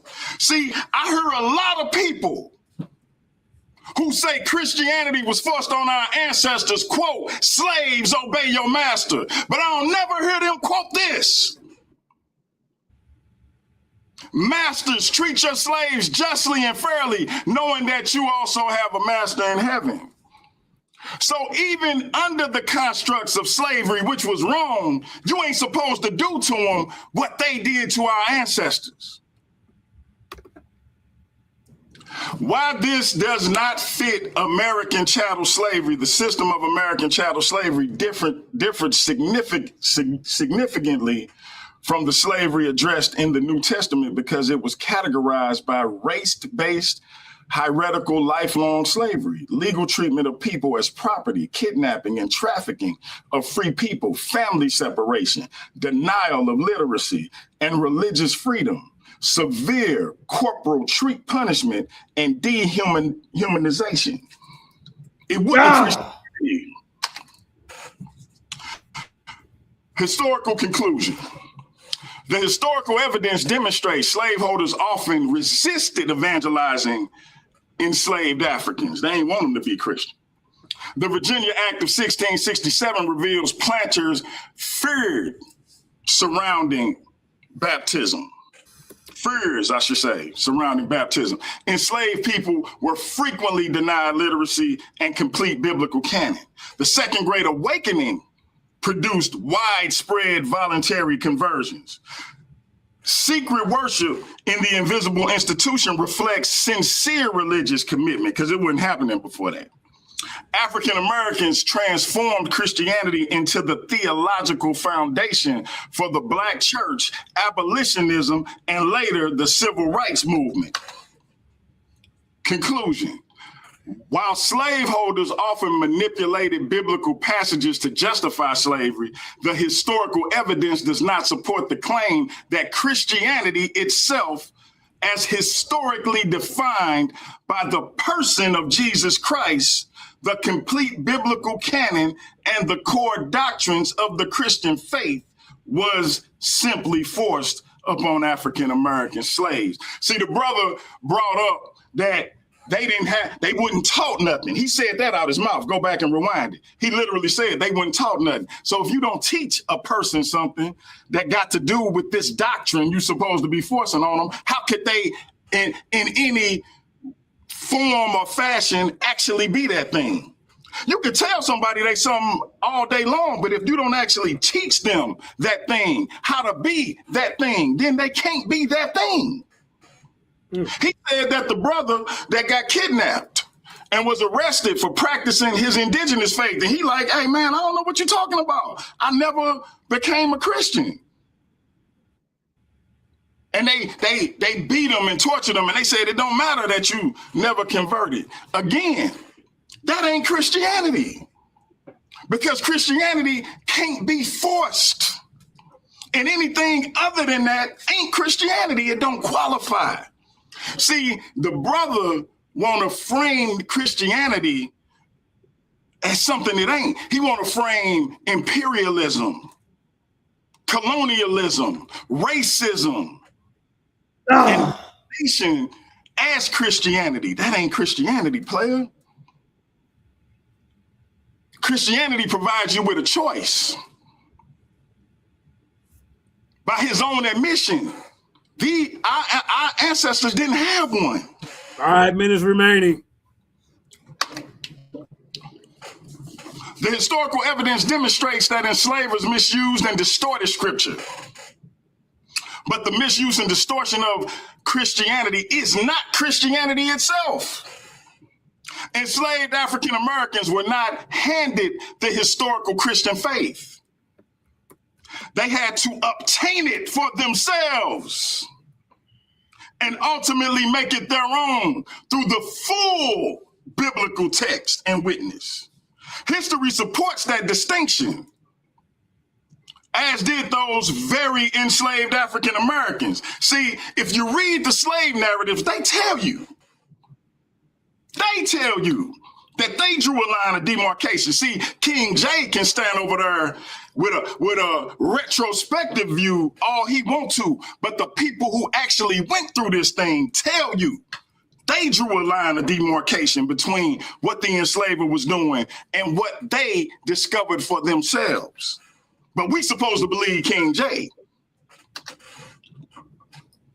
What I have said respecting and against religion, I mean strictly to apply the slave-holding religion of this land, and with no possible reference to Christianity proper. For between the Christianity of this land and the Christianity of Christ, I recognize the widest possible difference. So wide that I receive the one as good, pure, and holy, is of necessity to reject the other as bad, corrupt, and wicked. To be the friend of one is to be necessity to be the enemy of the other. I love the pure, peaceable, and impartial Christianity of Christ. I therefore hate the corrupt, slave-holding, woman-whipping, cradle-plundering, partial, and hypocritical Christianity of this land. Indeed, I can see no reason but the most deceitful one for calling this land Christianity. That's from Frederick Douglass, who, guess what, was a slave himself. King J wasn't a slave. King J can't tell you what our enslaved African-American ancestors went through, but Frederick Douglass can, and he drew a line of demarcation. He broke it down. King J can talk all he wants to in 2026. Frederick Douglass told you what it is. I'm done. Time. Ooh, woo. Boy, that last round from both of you guys was, hey, y'all put the intensity on the debate. You hear me, ladies and gentlemen? Hey, I see you now as my wife. Yeah. Hey man, if y'all don't appreciate good information, man. I mean, this is good information from both of these guys. And I like the fire and the energy, you know, that came from both of them in that last round, man. That's what we want to see. We don't want to see no goddamn reading like, yeah, hey guys. We don't want to see that. This is edutainment. And listen, before we get out of here, I'm gonna put up all my work cited so y'all can see that and look it up to know I ain't up here BSing and playing around and making stuff up. I'm gonna put that up so everybody can see it and you can go look it up and understand. Yeah, you supposed to say that in hey, my name is my name. All right, you supposed to say that in your allotted time now. I gotta be fair. Now, King J, you want to say something? It ain't nobody else's turn. We already went. No. Come on, man. I want to be what fair. you talking about? King J, you want to say some little extras? Go ahead. And then we gonna get into the question and answer. I don't know nobody saying JJ wasn't fair. God dang on. You hear me? All right. But go ahead. Go ahead, King J. Do you want to say something before we get into the question round? We got 3 questions apiece from these warriors. You know what I'm saying? These scholarly warriors. Hey, man, they getting it in. Shout out to the Den. Shout out to DMG. Shout out to the Paradigm Shift 314. Worldview Wars Debate League. We getting it in. King J, you want to say something before we look 30 seconds? I think he might be shell shocked, Jay. He might be shell shocked. You got him hiding in the Matrix.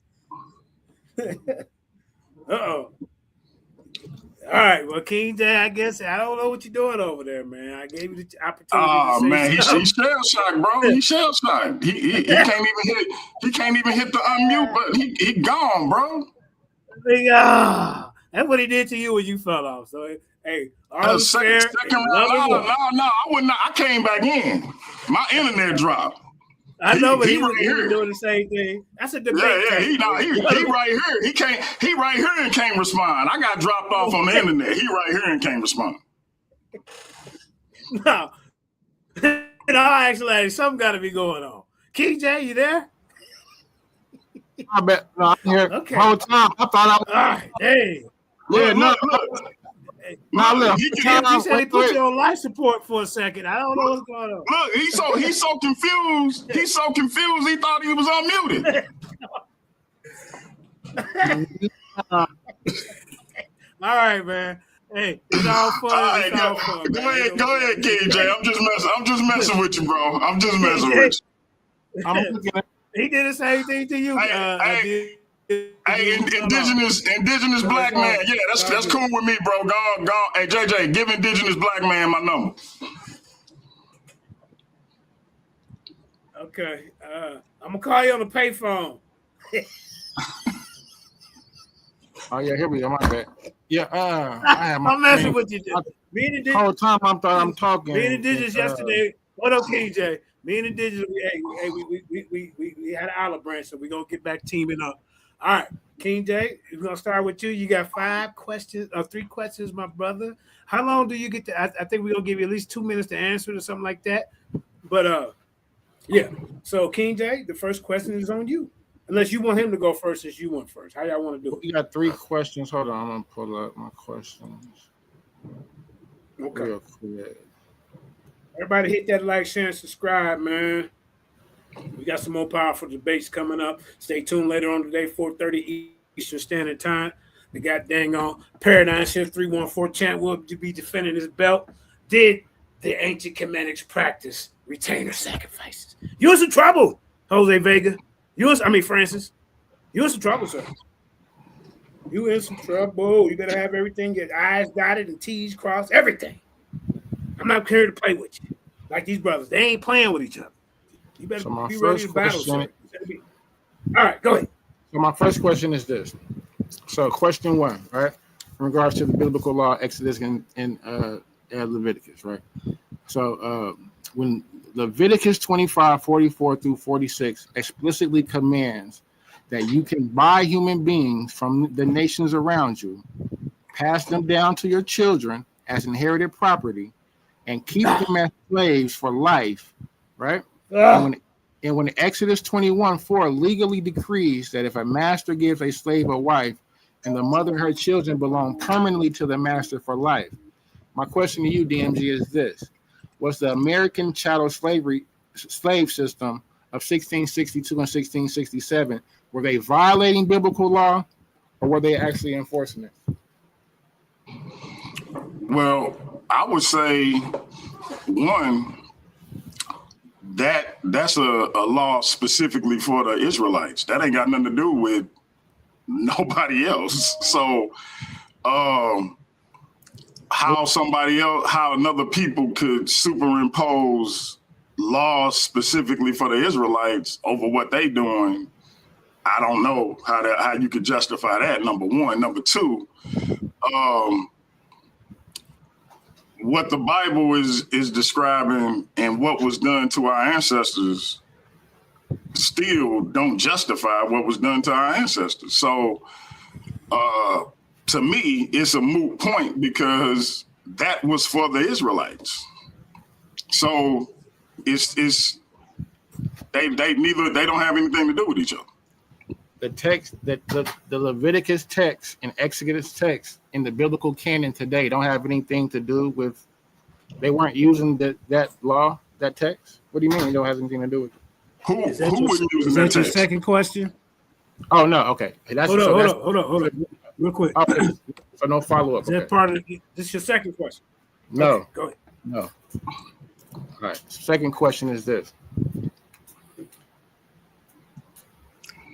In the 1621 Inquisition records of Cartagena, the enslaved African man Juan argued that he could not have sinned against the church because he did not know the language of the Christians. He did not know the laws. He did not know the law. He did not know what the baptism meant. The Christian court formally rejected his defense, ruling that his absolute ignorance of the faith was entirely irrelevant because the physical ritual of baptism had legally bound his body to the jurisdiction of the church. Who understood the operational reality of historical Christianity better? The Inquisitioners who actually tortured Juan, right, and held him subject to the church, or you, DMG? Say that one more time. So when Juan, the Inquisition of 1621, when the brother Juan gave the same argument that you're making today in regards to doctrinal knowledge and in regards to him being ignorant of it, right? He didn't know anything about what the baptism meant. He didn't know anything about the Christianity. So they found him, they said that it didn't matter, right? They still said that he was legally a Christian, right? Because he had been baptized, right? So my question to you is this: who knew better, them or you? Me. I'm saying this. Okay. The people who, and this is my answer. The people who were doing the torture and doing the Inquisition, I'm saying they weren't Christians. Because if you torturing people, if a man telling you he never converted to Christianity, how can you tell him otherwise? See, and this is why I say you proved my point. You want me to tell you why? You can't. No. Hear me out. I said what Christianity was, and when we get to my questions, you're gonna understand what I'm saying. You can't tell somebody they something they not, and then torture them for not being that. That's not Christianity, bro. They did. But you would have to show me how that's Christianity, though. Are you giving us your interpretation of what Christianity should be? No, I read the definition. Okay, well, they passed the law. Question number 4. Now I'm counting. Let's wait. Hold on. Let's go. It's my last. This is last question. Mm-hmm. Yeah. I mean, is it okay? This is last question. Go ahead, Brother King J. So, and this is in regards to voluntary, and this is in regards to faith versus property law, what we just building upon. So, if a voluntary faith requires intellectual assent, right, theological understanding, and a conscious choice of the mind, but an imperial forced conversion, which is what we're talking about, right, was Christianity forcefully upon African slaves, right, forced conversion. But an imperial forced conversion utilizes assembly line baptism at the slave ports, imperial edicts like the Thessalonian law that strips away civil rights, colonial statutes like the Virginia Act of 1667 that ensures your baptism never alters your physical change, right? Does forced conversion operate as a spiritual path to transformation to transform the soul, or does it operate strictly as an imperial property law used to govern and subjugate the body? latter. Huh? The latter. As imperial property law used to govern and subjugate the body, correct? Correct. Okay. And so, but that's not Christianity, though. But is that the debate topic? What Christianity is? So the debate topic is was it forced? Right? Forced conversion. Was Christianity forced? Yes. Not anything outside of that. Mm-hmm. And this is Christianity. So you ready? You ready for my questions? I'm ready. All right, my first question is this, and it's twofold. Yes. All right, let's get into your question, DMG. Go ahead. It's twofold. Can you cite a single teaching of Jesus Christ in the Gospels where he commands his followers to convert people by force, violence, coercion, or enslavement? If not, on what basis do you define Christianity by the actions of slaveholders rather than by the teachings of its founder?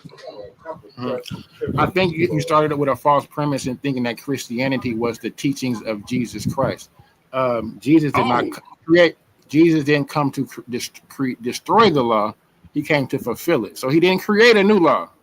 He just fulfilled the law that was already established. Okay, so that's for one. So that's for one. So okay. I don't. So that's your answer. I don't. Christianity is not your answer. Just for the record, your answer is that Christianity is not based on the teachings of Jesus Christ. I wasn't done answering, and that's not what I said. I said that the teachings of Jesus Christ are not new teachings. That's what I said. You're making the assumption. Let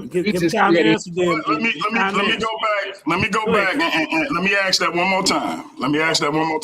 You asked a twofold question. I was going to give you. Can you cite a single teaching of Jesus? Listen to the question, JJ. Can you cite a single teaching of Jesus Christ in the Gospels where he commands his followers to convert people by force, violence, coercion, or enslavement? So that's the first part. So you can answer that, and then if not, on what basis do you define Christianity by the actions of slaveholders rather than by the teachings of its founder? So if the first part is a no, then go into the second part. So and I'll answer the same way. I'll begin my answer the same way that I started the first time. Jesus' teachings are not his own, are some new teachings that he created on his own. Jesus came to fulfill the law that was already established. He didn't create a new doctrine. The doctrine was already established. So these. What was your answer to the first part? Keep cutting me, brother. Let me finish. I'm asking. Wait. You cutting me in my answer. Do I got a time limit to answer? No. Take your time. I just want to know the answer to the first part. That's all. Let me answer it, brother, fully, and then you can say if I answered it or not. You cut me right every time I answer. Go ahead. So the brothers assuming that's fair. The brother starting with the faulty premise. The brother is starting with the faulty premise, assuming that the teachings of Jesus Christ are new teachings, right? Instead of teachings that are already established. That's why I gave him Leviticus 25, right? So these are Jesus quotes these texts, right? So he doesn't create his new doctrine, right? That's for one. So that's why I'm answering it the way that I'm answering it. When we talk about the doctrine, I gave you the Nicene Creed, right? And I gave you Antiquities 110 AD, where they're forming the doctrine in the canon, and they're giving you the tenets of what it is, right? Hold on for 1 second.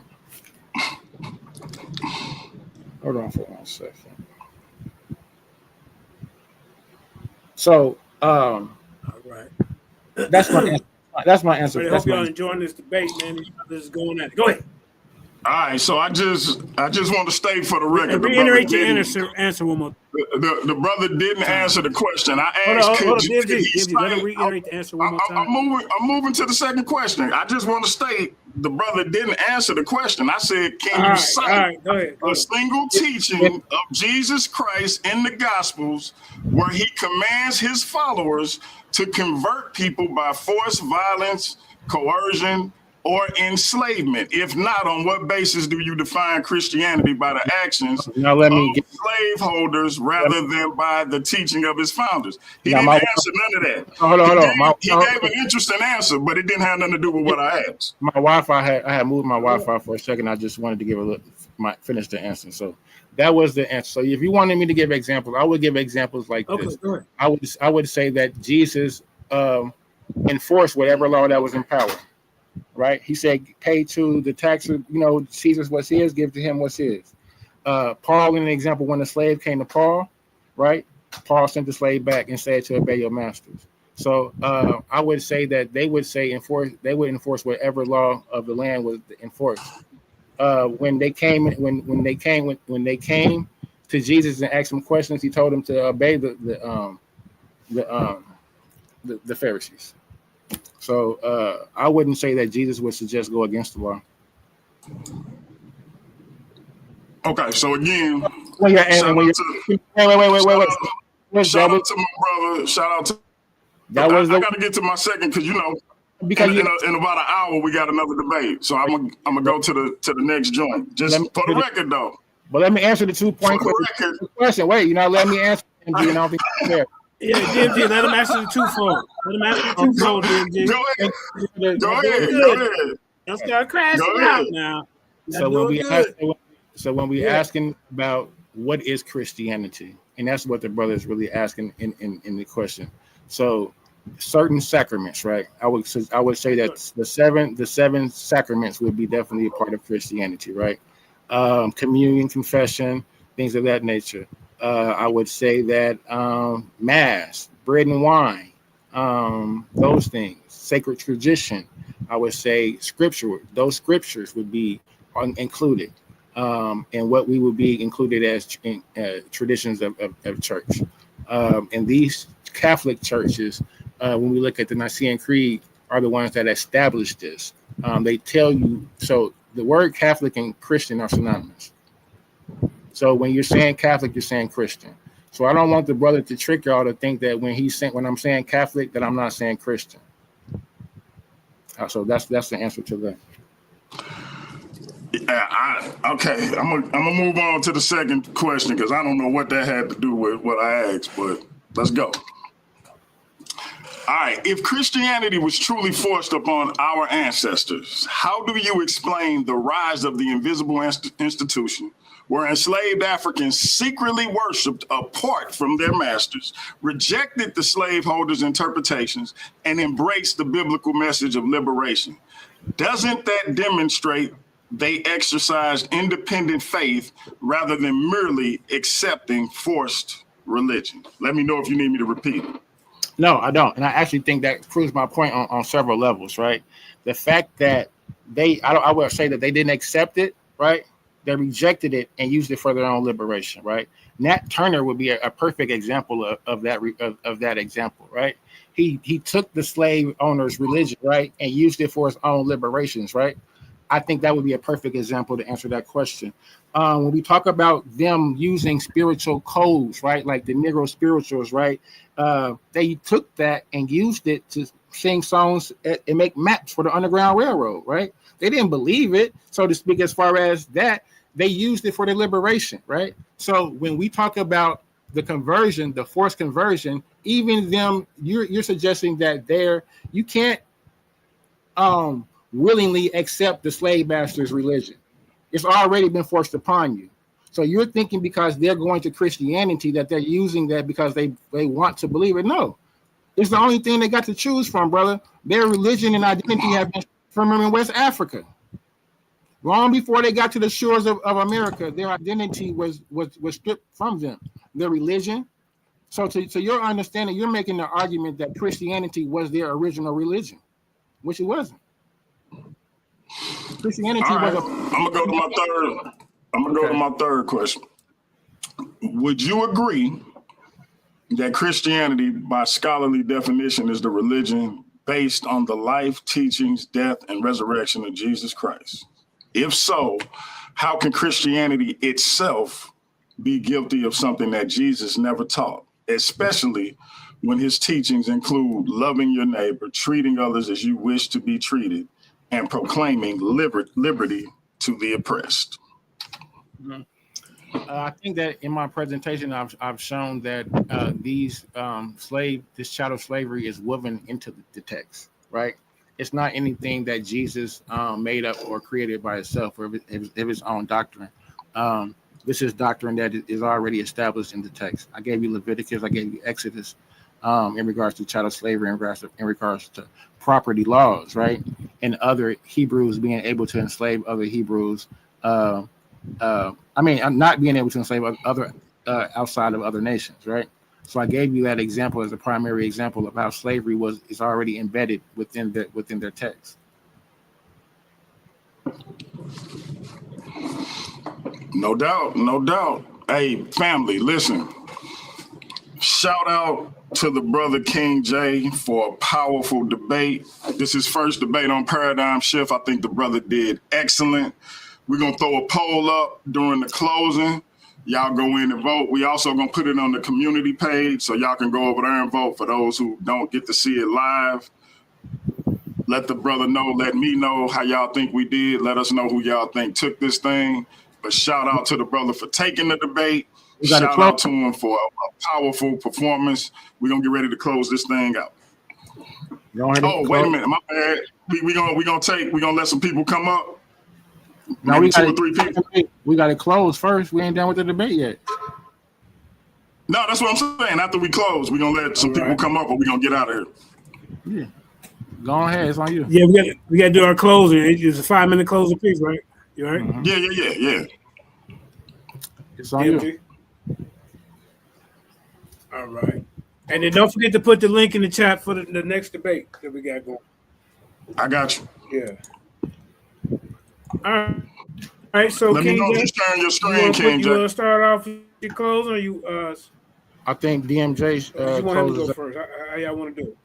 Yeah, I think DMG should close. Yeah. So all right, I'll close. Okay. Go ahead, DMG. Yeah, I'll close out. Let me share my screen right quick, if I can.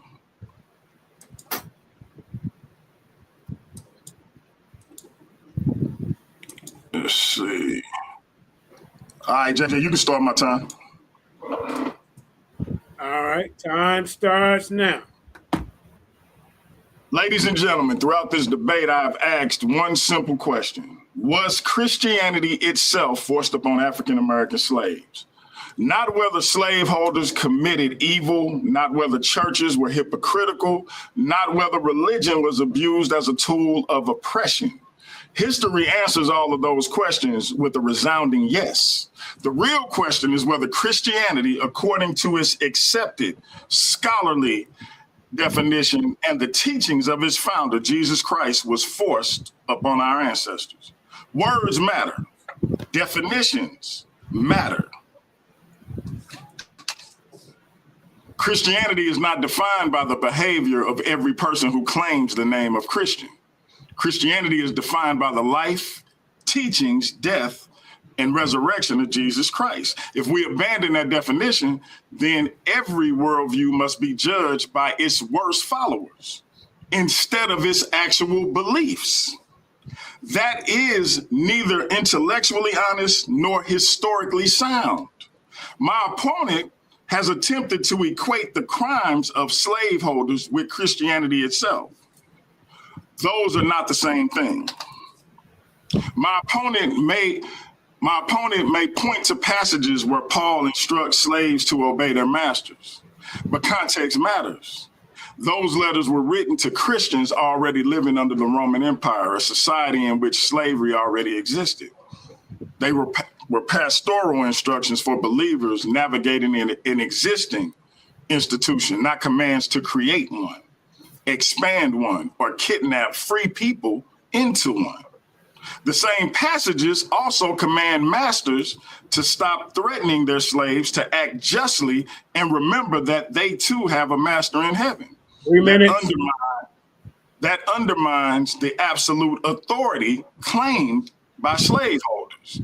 But you ain't gonna hear King J talk about that. Christianity is not defined by the behavior of every person who claims. My bad.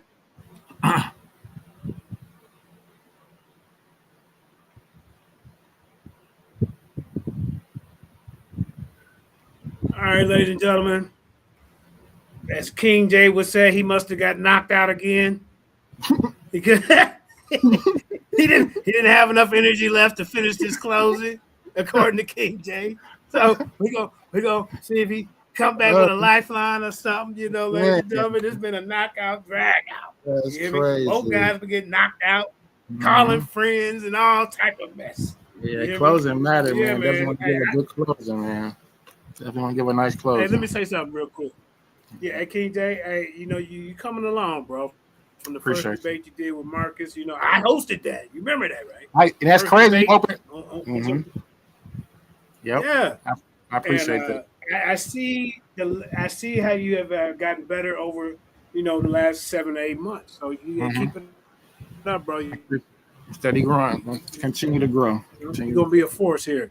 I mean, you know, you're already a force, but a lot of guys are forces, but they don't speak. It's different. So DMG is out calling a friend, ladies and gentlemen. Calling a friend. You know. How much did let me ask you this, since we got a little downtime. Okay. Let me ask you this. He had 2 minutes left. Okay. He had 2 minutes left. 3. It was 3 minutes left, I think. It was close. Okay. Okay. Let me give a shout out to everybody out here. Old account, Victor Emerson World. This is from JJ7K TV. Then I give a shout out to the people that's over here. We got Stepping Into the Light. Peace, sister. I guess I can see everybody. Indigenous Black Man. We got Nathaniel Hughes in the building. Vincent Mueller, you be on something. I don't know what you. Victor Emerson World. You know, Gideon in the building. I think he got a debate coming up in the next couple of days. But Josh Hughes, this is for the Worldview Debate League Championship. These brothers are gonna be getting in. You know, whoever wins with that one will be the next World's Debate Champion. You know, so hey, y'all got to look forward to that one. You know, Hemi's been doing debate the other day. You know, we got a good lineup, but hey, today it's gonna be a powerful debate, full of information. At least coming from my side. I don't know about this other brother. Hopefully, he can bring some information to go against a dead argument, ladies and gentlemen. This is a dead argument in academia. Oh yeah. Nobody argues this anymore. They don't argue it happened. They argue, why did it stop? That's the better. Go ahead, King J. You can go ahead and talk a little bit, man. Yeah, that would be a better. Go That would have ahead, been better argument as far as his frame. Can you hear me? Can you hear me now? Okay, yeah. That would have been a better argument as far as like instead of saying, did it ever happen? You know what I'm saying? We know that it happened at least in the first dynasty, first kingdom. So I mean, that's easy. I mean, so, yeah. So back to this though. He signed up for this. We know it happened. Yeah, back to this. So yeah. So can you share my screen? No, I don't. Yeah, no. I can't. Oh yeah, share. wait. I can't share. Okay. I don't know if DMG want to call in from the phone and finish his last 3 minutes. Maybe I can call that. Then you could finish yours. Let me call. Yeah, DMG. he can do his closing. That wouldn't be fair. He can start over with his closing. You want to do yours? I mean, he can close out from the phone. Okay, well, you go ahead and do. No, we're gonna wait. Let me call this guy. We're gonna wait. All right. We'll wait. So let me ask you this, man. Did you see the Netter debate the other day? What is your thoughts on that? I didn't. I saw the after show and I fell asleep on it. But hey, where did I get cut off? Where did I get cut off? You got 3 minutes remaining, man. 3 minutes? Is it okay, y'all ain't heard the last 3 minutes? Let's start it over. No, you got 3 minutes remaining. He fell off at 2. We did hear 2 minutes of the closing. But he's been talking the whole time, JJ. We just ain't know. He was talking. Yeah, I'm reading the whole time. Okay, let's go ahead. All right, so hold on. You say I had 3 minutes or 2 minutes left? Yeah, 3 minutes. He said you wouldn't call Jabari or somebody. I don't know what that's all about. Go ahead. What the hell? All right, hold on. Let me go back. I don't even know where I left off, man. That's crazy. Hey, I told you, man, King J sabotaged me, man. King J called an internet company and said, hey, I need some help with DMG. All right, do y'all remember the last thing y'all heard? No, so what I'm gonna do, King J, is it all right if he start over with his 5? Is it all right, and I'll give you an extra minute? If you want to, All right, go ahead, start over.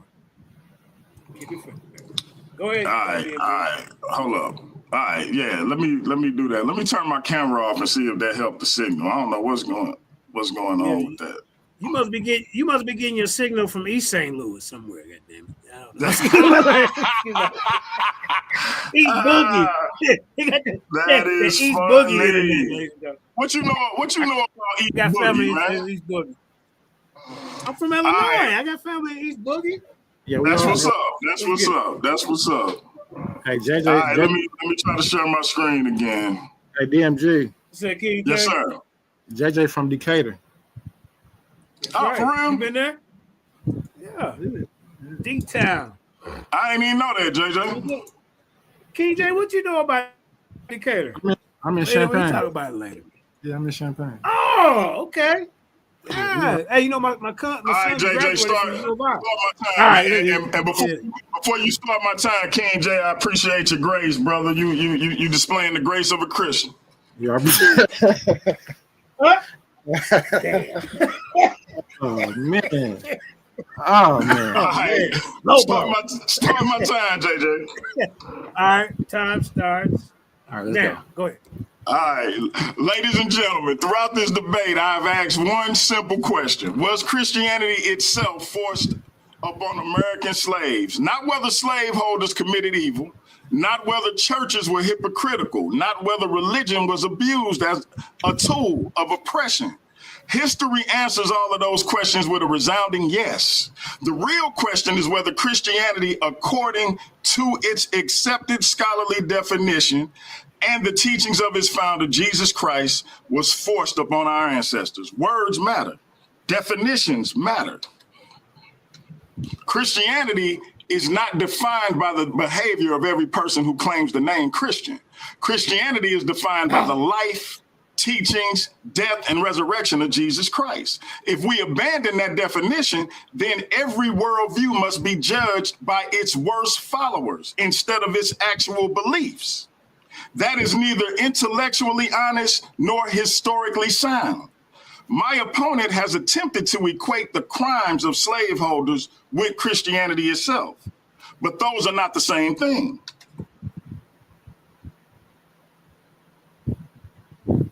Internet guys. Hey, look, them ancestors trying to get you off. They trying to like, we ain't rocking with Christianity quick. they forced it. Like, man, come on, man. Oh, DMG, They don't want to hear it, DMG. He said they don't want to hear it. Nat Turner said, hell no. Oh no. Nat Turner rolling his head right now. He cut it off. That's who did it, Nat Turner. Nat Turner. Spirit of Nat Turner. All right, man. Yeah, man. It's been an entertaining debate. Let me go on and close, man. I ain't gonna lie, it was more entertaining than I thought. I thought it was gonna be. So that's better, you know. I knew it was gonna be entertaining, but I didn't think it was gonna be as good. Let me go on and close, so, man. DMG, you are back up. You got 4 minutes remaining. Hopefully, through this. You still got 4 minutes. And let's go. See, can y'all hear me? DMG. Well, yeah, he fell out as soon as he got back on. Yeah, I know. Keep cutting. Yeah. Do you want to just go ahead and just from where you was at, just keep going instead of starting back over? Cause you might cut off again, bro. Yeah. Yeah, we heard. Yeah. Okay. Uh-oh. I don't know, King J. You might have knocked him out, man. Y'all can hear me, but I can't hear y'all for some reason. We can hear you now. All right, look, Okay, if y'all let can hear me me, text you I'm and just just say gonna read finish. because I'm on the phone. I'm just gonna read We can hear my you. finish. I'm gonna start where I left off. Okay. But y'all Go can ahead. hear me, right? Put a 1 in the chat if y'all can hear me. Can you see us? Yeah. Michelle say y'all can hear me. Put a 1 in the chat, y'all. Somebody. Yep. Yeah. All right, cool. All right, cool. All right, my opponent may point to passages where Paul instructs slaves to obey their masters, but context matters. Those letters were written to Christians already living under the Roman Empire, a society in which slavery already existed. They were pastoral instructions for believers navigating an existing institution, not commands to create one, expand one, or kidnap free people into one. The same passages also command masters to stop threatening their slaves, to act justly, and to remember that they too have a master in heaven. That undermines the absolute authority claimed by slaveholders. Most importantly, Jesus himself never instructed his followers to enslave people or convert them by force. History also tells another story. Our ancestors did not simply accept the version of religion imposed upon them. They created the invisible institution. They gathered secretly in brush harbors and hidden meetings. They read scripture through their own experience. They identified with Israel's deliverance from Egypt, not Pharaoh's oppression. They sang of freedom. They prayed for freedom. They believed that the same God who delivered Israel would one day deliver them. That was not blind submission to a forced religion. That was the exercise of faith and moral agency. Even many slaveholders feared genuine conversion because they understood that the Bible's message of equality before God could undermine slavery itself. The Black church that emerged after emancipation was not a monument to successful religious coercion. It became one of the greatest institutions of education, civil rights, political organization, mutual aid, and spiritual resistance in American history. If Christianity had simply been forced upon our ancestors, why would they transform it into a source of hope, resistance, dignity, and liberation? Because they distinguish between the religion of Christ and the religion of the slaveholder. That distinction is at the heart of this debate. No one here is defending slavery. No one here is defending the hypocrisy of those who claimed Christ while violating his teaching. What I am defending is historical accuracy and theological precision. The question is not whether evil men quoted the Bible. The question is whether Christianity, as defined by Jesus Christ, commands what those men did. The evidence says no. The teachings of Jesus say no. The historical record says no. The scholarly definition says no.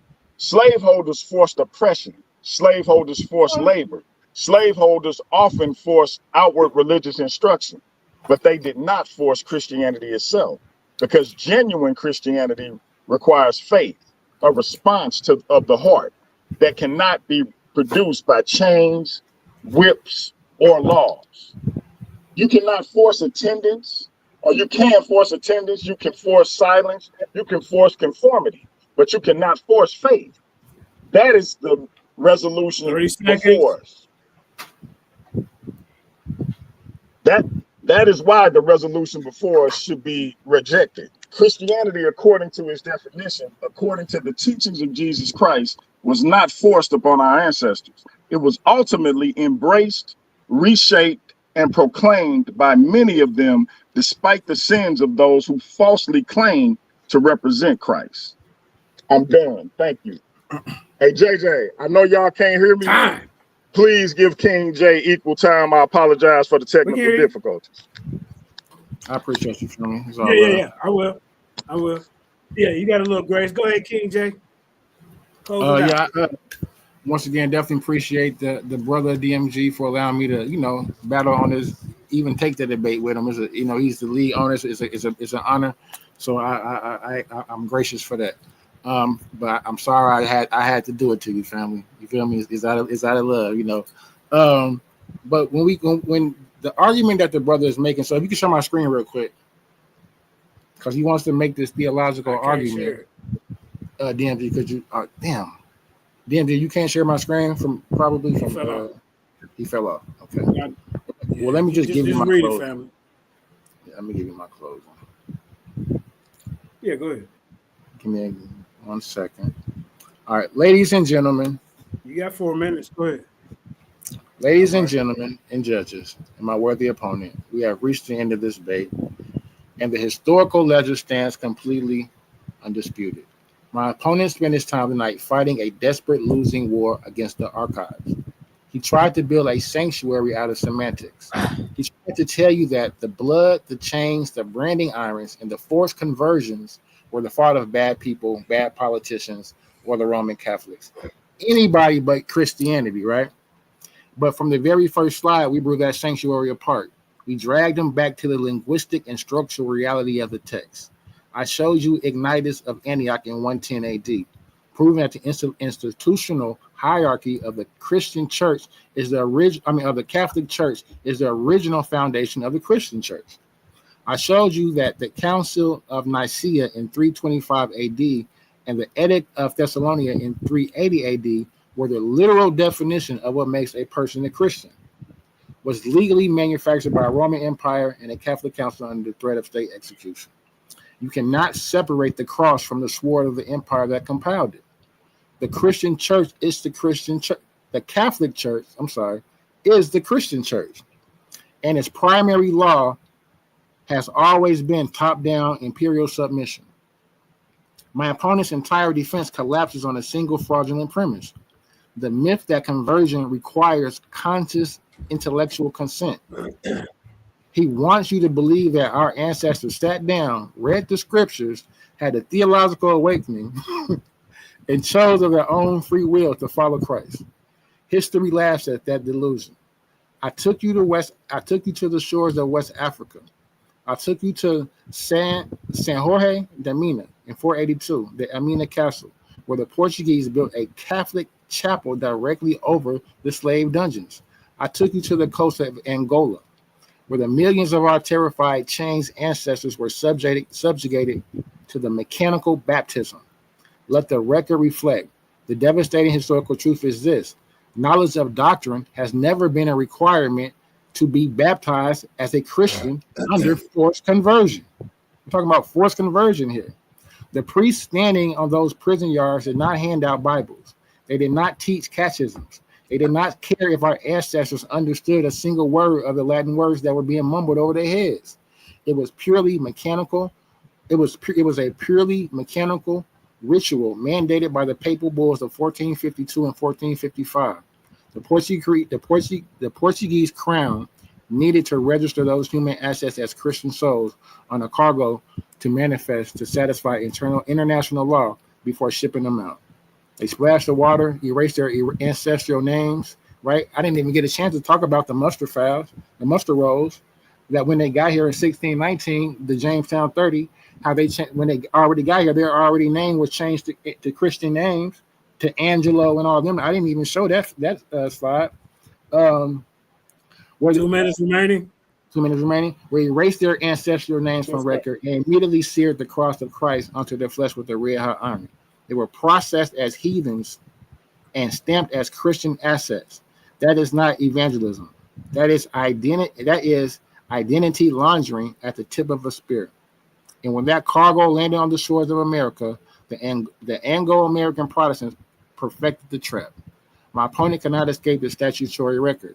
I showed you the Virginia Act of 1662, which legally combined the black womb, ensuring that our ancestors passed their chains down to their babies as an inheritable financial asset. And when our ancestors tried to use the church's own water to sue for their freedom, I didn't even get to talk about Elizabeth. I forget her name, Elizabeth something. Those white Christian lawmakers steeped into, or the Stono Revolt, steeped into the legislation in 1672 and passed a statute that explicitly stated baptism does not alter the condition of a person as to his bondage. They legally divorced the salvation of the soul from the body. They told our ancestors that Jesus could have their spirit in the next world, but their flesh belonged to the master in this one. And to lock physiological handcuffs, we look at the Bishop of London, Edmund Gibson, in 1722, when he issued his manifesto instructing masters to force Christian instruction onto their plantations because they would make their slaves more obedient and protect their property. They systematically stripped out the book of Exodus. They erased the text of liberation. They forced our ancestors to memorize Ephesians 6:5, where it says, "Slaves, obey your earthly masters." They turned the text into a spiritual whip, convincing the slave that if they resisted the master on earth, they were sinning against the God in heaven. So let us all call it what it is as we close this round. Christianity was not accepted by African slaves. It was systematically, legally, and physically inflicted upon them. It was forced upon them with the text of Leviticus 25, I'm closing now, and Exodus 21, codified the intimate chattel. It was forced upon them when the Edict of Thessalonians criminalized their indigenous spirituality. It was forced upon them when the papal bulls ordered them in perpetual reduction to livestock. It was forced upon them when the waters of baptism was used to splash upon their identities at the ports of Angola. It was forced upon them when the Virginia slave codes turned the gospel into a corporate security handbook to prevent rebellions. The white power structure realized the profound truth. Physical chains can be broken with raw strength, but if you convince a captive that the Almighty God ordained his bondage, he will lock his own shackles. They baptize the soul to secure the property of the body. My opponent wants to defend the book. I am standing here defending the historical memory of our ancestors who bled beneath it. Christianity was forced upon African slaves from the day one, from the Vatican to the plantation and to the ark, and as the archives stand as an eternal witness to the crime. I rest. All right, time, man, time. Ladies and gentlemen, we got 25 people in the audience over here. We got 10 people in the audience on JJ7K TV. Put a 1 in the chat for DMG. Put a 2 in the chat for King J. Now, I know black folks don't like to get out and vote, but we really appreciate it if you would vote this time. You hear me, ladies and gentlemen? Get out. The poll is in the chat. The poll is in the chat. Oh, okay. It's also on the community page. Let us know who you thought won. Hey, man, listen, I'm not going to front. The brother King J, he smacked me upside my head a couple of times, especially with the questions. He punched me in my eye and bloodied my nose with the questions. I'm not gonna lie, man. Listen, that's a good question. I can't wait to get King J in World Wars. Hey, listen, can you imagine King J in the chin check session? I'm looking forward to it. Listen, when King J get in Worldview Wars, man, y'all gonna have some problems. I'm looking forward to it. Imagine King J being able to ask as many questions as he can in a 10-minute time frame. Ooh, that's what it is? We get 10 minutes. Yeah, in Worldview Wars, you get 2 10-minute rounds, but you get a 10-minute chin check session, which is a Q&A. But you ask your opponent as many questions as you can in a 10-minute time frame, and you can also stop your time 3 times, and then they get the same thing. Oh yeah, that's a knockout round. That's a knockout round. Hey, a lot of people flame out. Like when they be getting asked questions, they straight up quit. Doing that. I kid you not. Hey, I done seen it a few times, bro. That's like they get straight. Hey, watch the debate with Jose and JJ, because I'm predicting one of them is gonna get frustrated and flame out. You think so? I'm definitely gonna stay tuned in after this. You know what I'm saying? I'm definitely here for it. You know what I'm saying? I got my day set aside for it. You know what I'm saying? So I definitely, man, powerful debate once again. So yeah, brother. I definitely just appreciate the opportunity to you know grace the platform. You know, so. Yeah, I definitely thought I appreciate it too. The link to JJ versus Jose is in the chat. Y'all might as well just shoot over there because we're gonna be over there in 15 minutes. JJ is defending the Paradigm Shift TV 314 debate title. Now, for those who get it confused, that is not the same as the Worldview Wars Debate League title. This is strictly the Paradigm Shift title, but there is a Worldview Wars Debate League world title. We about to get King J over there. We're gonna be releasing the top 10 at the end of the month. Hopefully we can get King J over there to the debate. You know, you ain't got to have many debates to qualify for the top 10. You just got to have a powerful performance. Okay. Gideon is about to take on my brother Lucifer the Devil, and that may have title implications. We're going to talk about it, but y'all look forward to that. That's going to be a powerful debate. That sounds like okay. Yeah. Gideon say he hit King J by mistake. That's my bad. I made a false. Hey, JJ. So hey, listen, that was my fault. I said it was a championship match.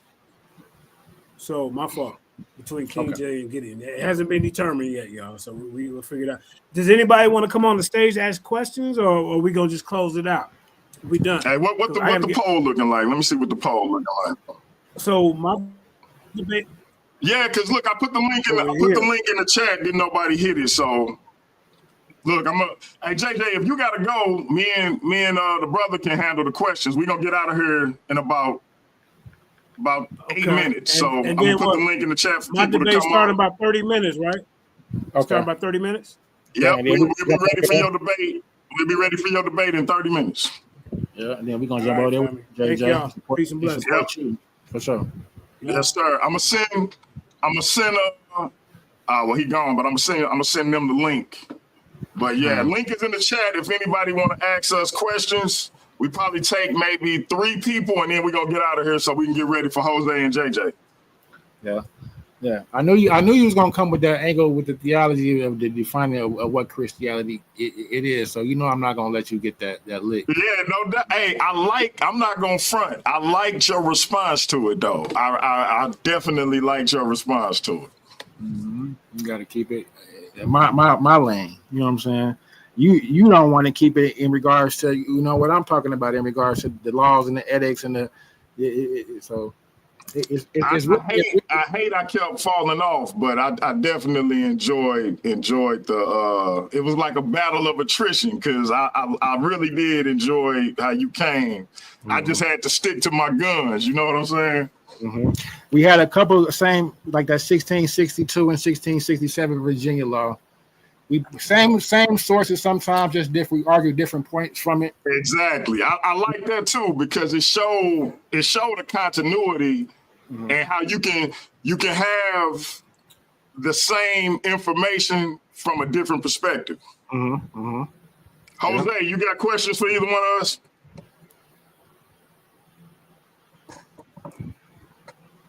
Jose, you there? Gideon and Jose.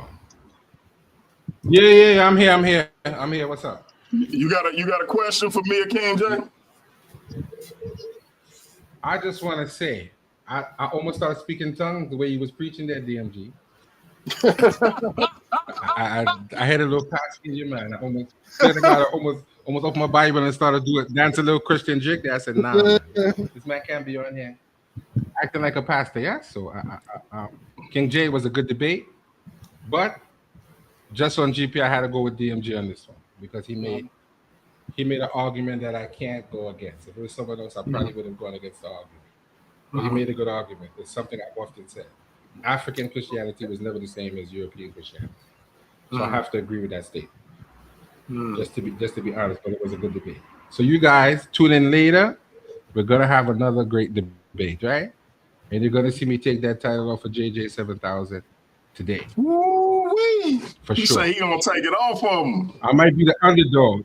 But they're gonna be carrying me out saying, "Long live the Ice Smiter," because I'm not playing. and listen, we got 2 judges, and we're going with the audience poll. So we got 2 judges and the audience. So it's gonna be an interesting debate. The chin check is in effect, so they're gonna have 10 minutes to ask each other as many questions as they can. And remember, with the chin check, the person who is asking the questions, Gideon familiar with this, the person who asking the question is controlling their time. So when they say stop, the other person got to stop. And that's where the problem come in because the other person be trying to still answer, trying to debate. No, you got to stop and let them reset and either get clarity on your answer or move to their next question. But it's up to the person asking the question to control the time. That's why they got 3 timeouts. So it's gonna get hectic, especially with JJ and Jose. Man, Hey, Gideon, you got a question for me or King J? Yeah, man. First, I just want to say all praises to the Most High in the name of Yahshua HaMashiach. Appreciate you letting me on, man. That was a fire debate, man. Both of y'all put in that work. Y'all had good information, you know.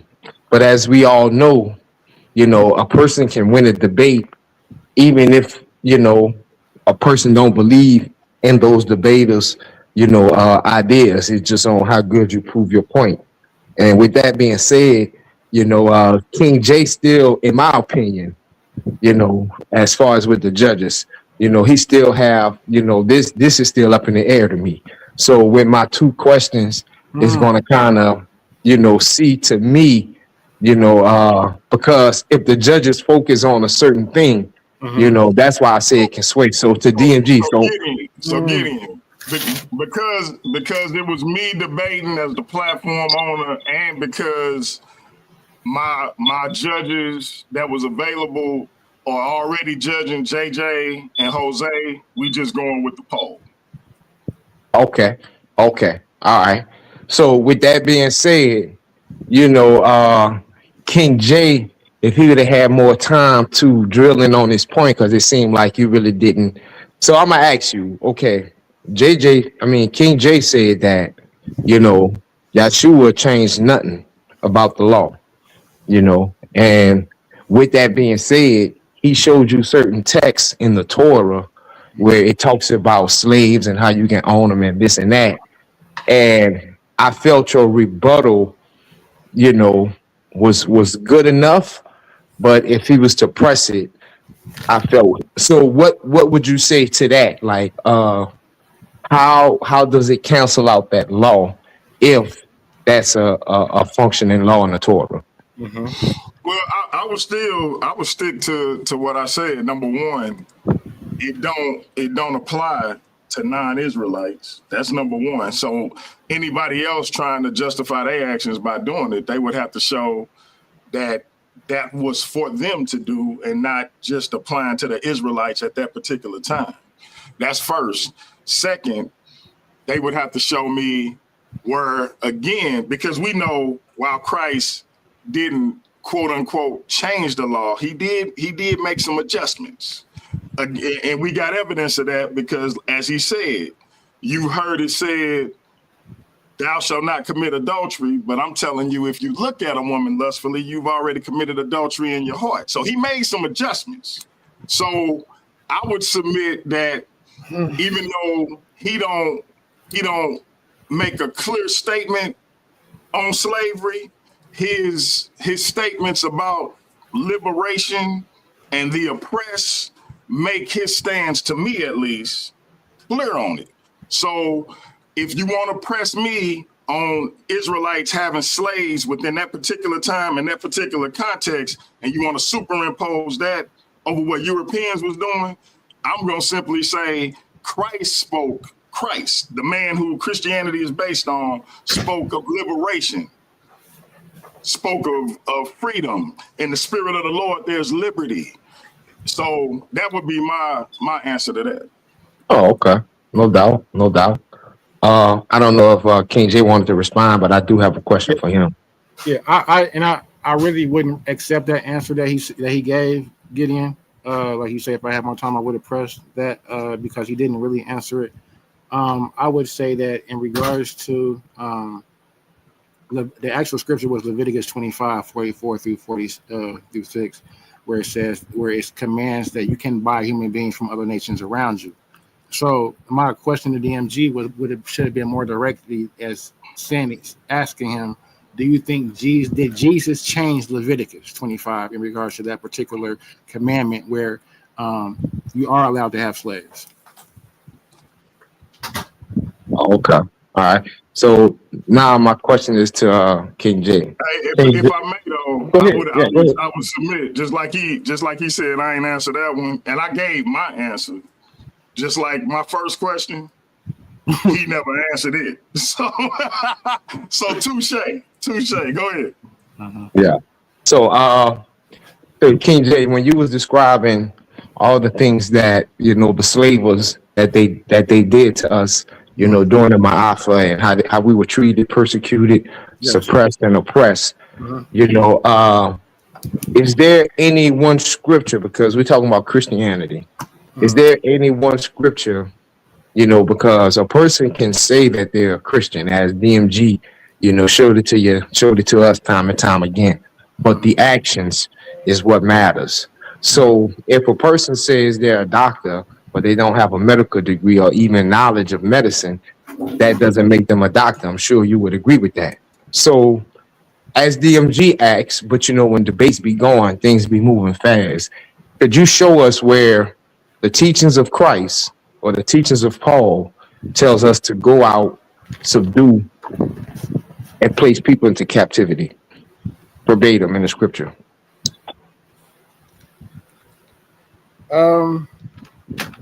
So I think I would refer you to probably Luke 4:18. Okay, could you reread that for us and the people listening? Let me see. I have to pull it up. It was a part of my string on here. Which one you said? I could probably. Hold on, let me see. You asked about Paul. I was trying to see. No, I gave you Luke 4:18. And that's when it says, "The Spirit of Yahweh is upon me, because He hath anointed me to preach the gospel to the poor. He sent me to the heal the brokenhearted, to preach deliverance to the captives, and recovering of sight to the blind, and to set at liberty them that are bruised." I think you died at your own source with that one, bro. Give you 10. Give you Mark 10:42 through 43. Mark 10. Mark 10, which one? 41? What? Wait. 42. But Yeshua called them to him and said unto them, "You know that they which are accounted to rule over the Gentiles exercise lordship over them, and their great ones exercise authority upon them." So that's a contextual fallacy, but okay. And that's what the brother's infamous GMG's argument is, right? Because the fact that he didn't argue, he couldn't answer Leviticus, right? So Leviticus in this question ties hand in hand, because if you can't say that. So can you answer this question for me, DMG? Does Jesus condemn Leviticus 25? Yes or no? Not that I Now, know of. if you asking me, or you asking DMG, Well, I mean, DMG. I was asking DMG. I don't think he needs to condemn Leviticus, because, like I said, it was for the Israelites at that particular time when it was written. So Leviticus. I don't think we can superimpose Leviticus over any other time frame other than the time frame it was written in. So the early church fathers that were using Leviticus, were they using it incorrectly? As far as what? Enslaving other nations besides their own. Absolutely. But is that not what the text says? That don't mean they was using it correctly. Are they Israelites? So if I may, I'll say this, since we're not going to kind of have a after party about this or whatever. So what I was hoping DMG would say or revert to, but you know them Christians, man, they don't know that law, man. So Yeah, no, I ain't an Israelite, so I ain't got to follow the law. So, but look, hey, we do got to get out of here. I got one more question for King J, and Gideon, you can answer this too. Jose, you can tap in, but probably not, because you got a debate. Why when people bring up the scripture, slave, obey your master, they don't continue the scripture and say what the master's obligation is to the slave in terms of treating them justly and fairly and not abusing them? Why they just cut it off as slave, obey your master?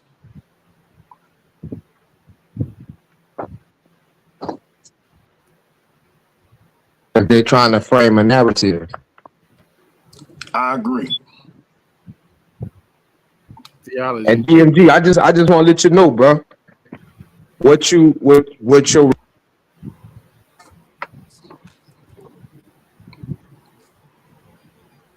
You went out getting. you can hear me now.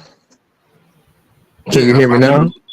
Yeah. Yes, sir. So when they make that argument with you, all you do is point them towards Deuteronomy 23:16, where it says that anybody caught stealing a man will be put to death. And then you also go to Exodus 21:6, where it says that if a person who is who's a servant, if they flee or they run from their master, you are not to return them.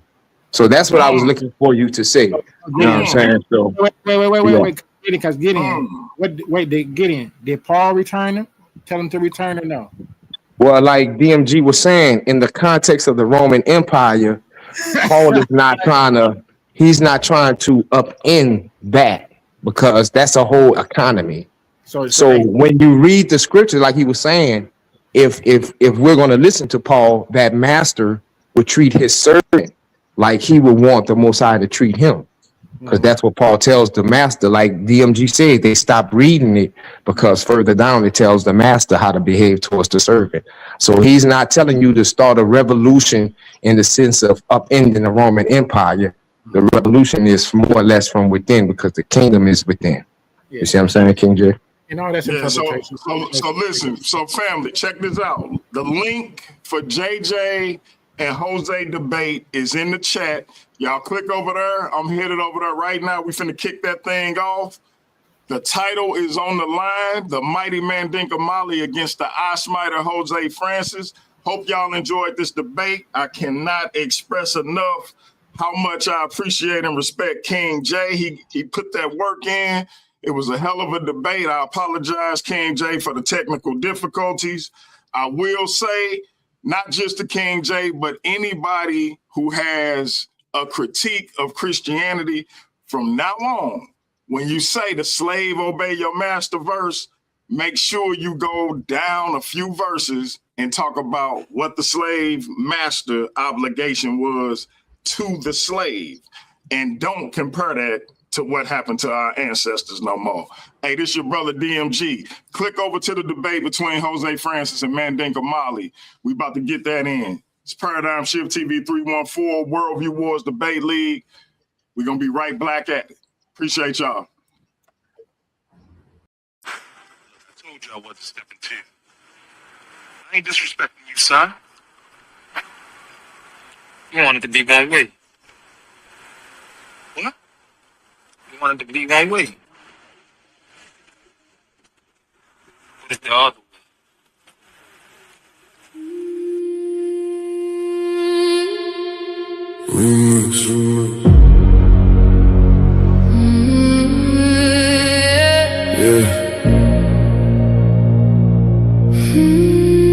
Funny how everybody loved the debate till the judges say they lost. Funny how everybody claimed they want smoke till the scorecards come across. My name is my name. Everybody gangster when the verdict go their way. Taking victory laps, posting on social media all day. But let them catch an L, now the judges all corrupt. Now the rules wasn't fair, now the platform messed up. When you won, it was justice. When you lost, it was rigged. When the spotlight was on you, man, you danced a little jig. Funny how the narrative changes overnight. You a scholar on Monday, by Tuesday ready to fight. Y'all don't want accountability, you want applause. Want championship treatment without championship flaws. See, debate ain't about feelings, it's about evidence, argument, and skill. Sometimes you climb the mountain, sometimes you fall down the hill. to be one way, but it's the other way. but it's the other way. When you win, it's all love. When you lose, it's another day. You want it to be one way, But it's the other way. the same judges you praised last month